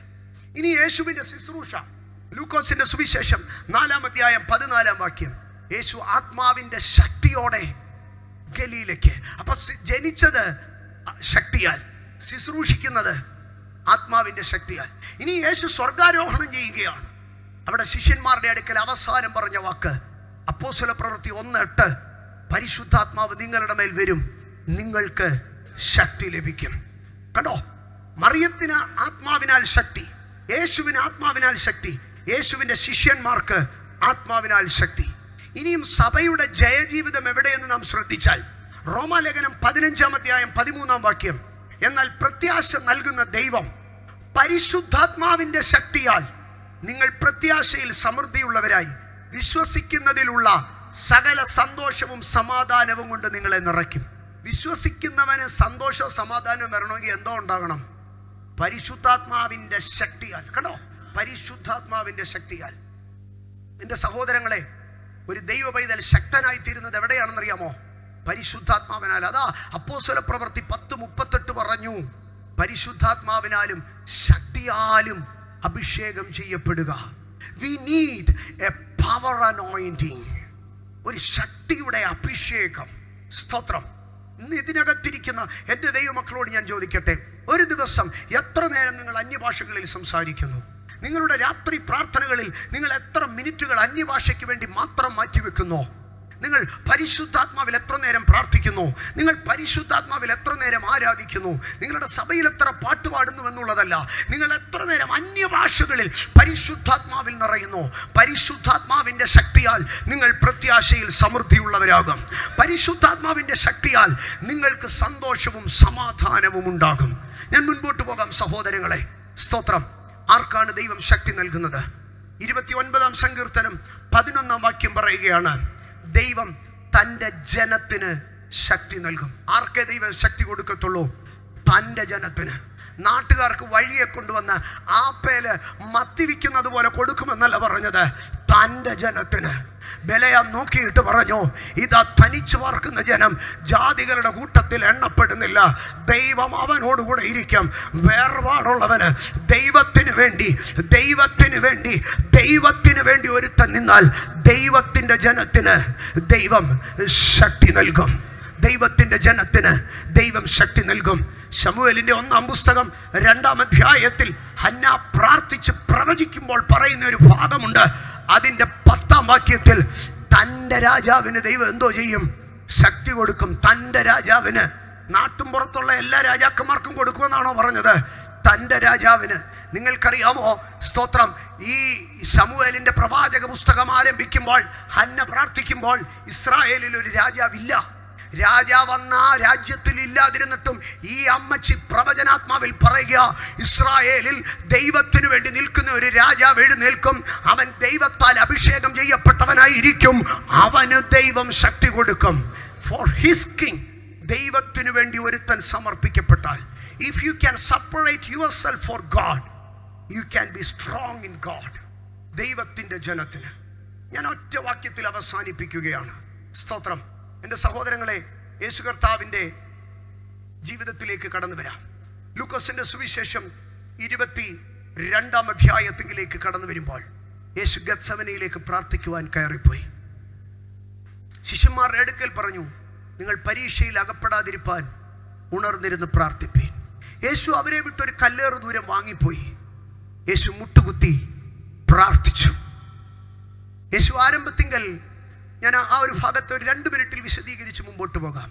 യേശു ആരംഭത്തിങ്കൽ പ്രാർത്ഥിക്കുന്നത് എന്താണെന്നറിയാമോ? പുത്രപ്രാർത്ഥനയാണ് യേശു പ്രാർത്ഥിക്കുന്നത്. പിതാവേ, കഴിയുമെങ്കിൽ ഈ പാനപാത്രം. ഇവിടെ ആരോടാ പ്രാർത്ഥിക്കുന്നത്? പുത്രൻ പിതാവിനോട് പ്രാർത്ഥിക്കുകയാണ്. പക്ഷേ യേശുവിന് മനസ്സിലായി, ഞാൻ പുത്രൻ എന്നുള്ള സ്ഥാനത്തിൽ നിൽക്കുന്നിടത്തോളം എനിക്ക് ഈ നാഴികയിലേക്ക് കയറാൻ കഴിയത്തില്ല. എന്നാൽ 3-ാം പ്രാവശ്യം യേശു കടന്നു എന്ന് മുട്ടുകുത്തി ഇങ്ങനെ പറഞ്ഞു, എങ്കിലും എൻ്റെ ഇഷ്ടമല്ല നിന്റെ ഇഷ്ടമാകട്ടെ. ഇത് ആരോട് പ്രാർത്ഥിക്കുന്ന പ്രാർത്ഥനയാ? ദാസൻ യജമാനനോട് പ്രാർത്ഥിക്കുക. ഇതാണ് ഫിലിപ്പി ലേഖനത്തിൽ പൗലോസ് പറഞ്ഞത്. സ്തോത്രം.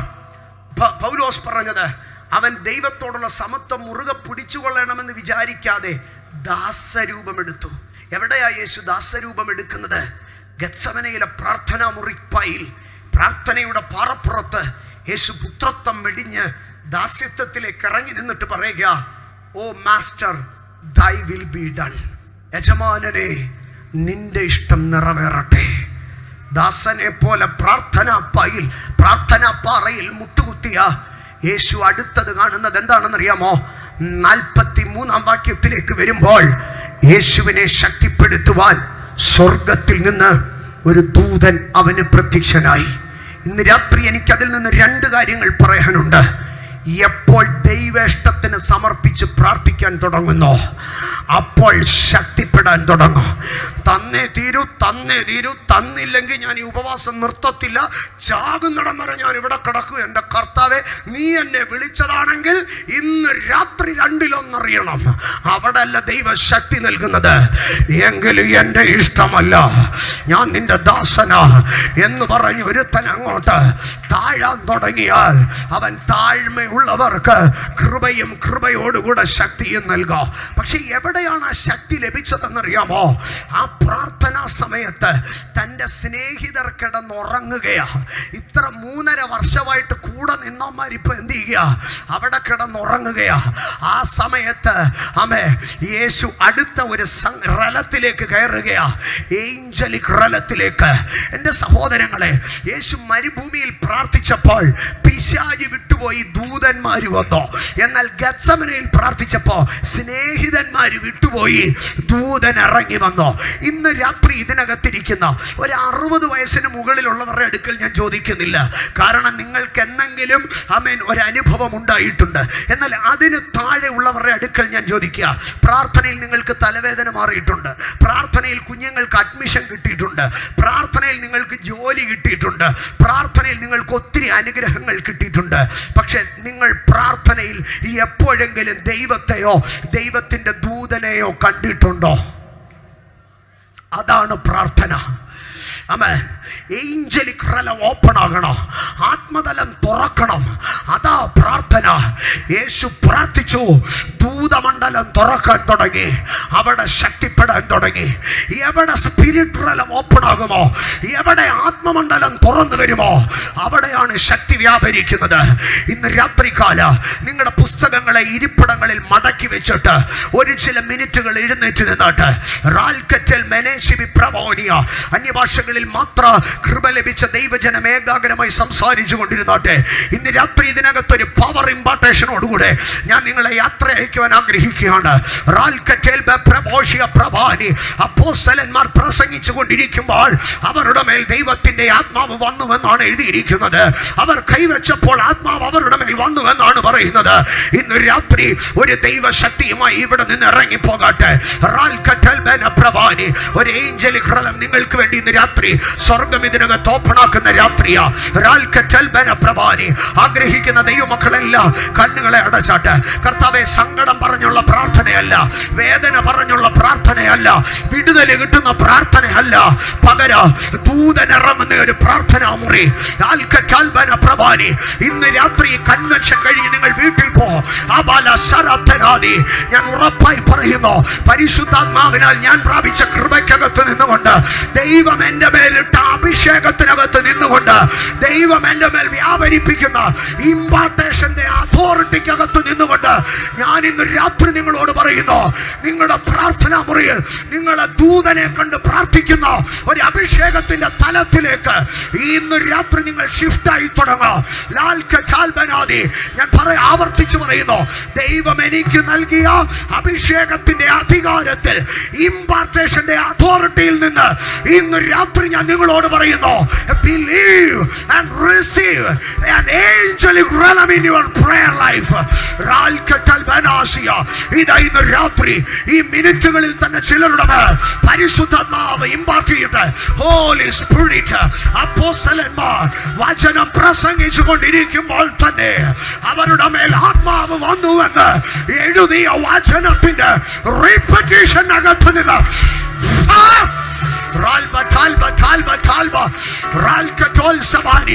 ഒരു അസാധാരണമായ പ്രാർത്ഥനാ തലത്തിലേക്ക് പരിശുദ്ധാത്മാവ് ഇതിനകത്ത് ചിലരെ ഷിഫ്റ്റ് ചെയ്യുക.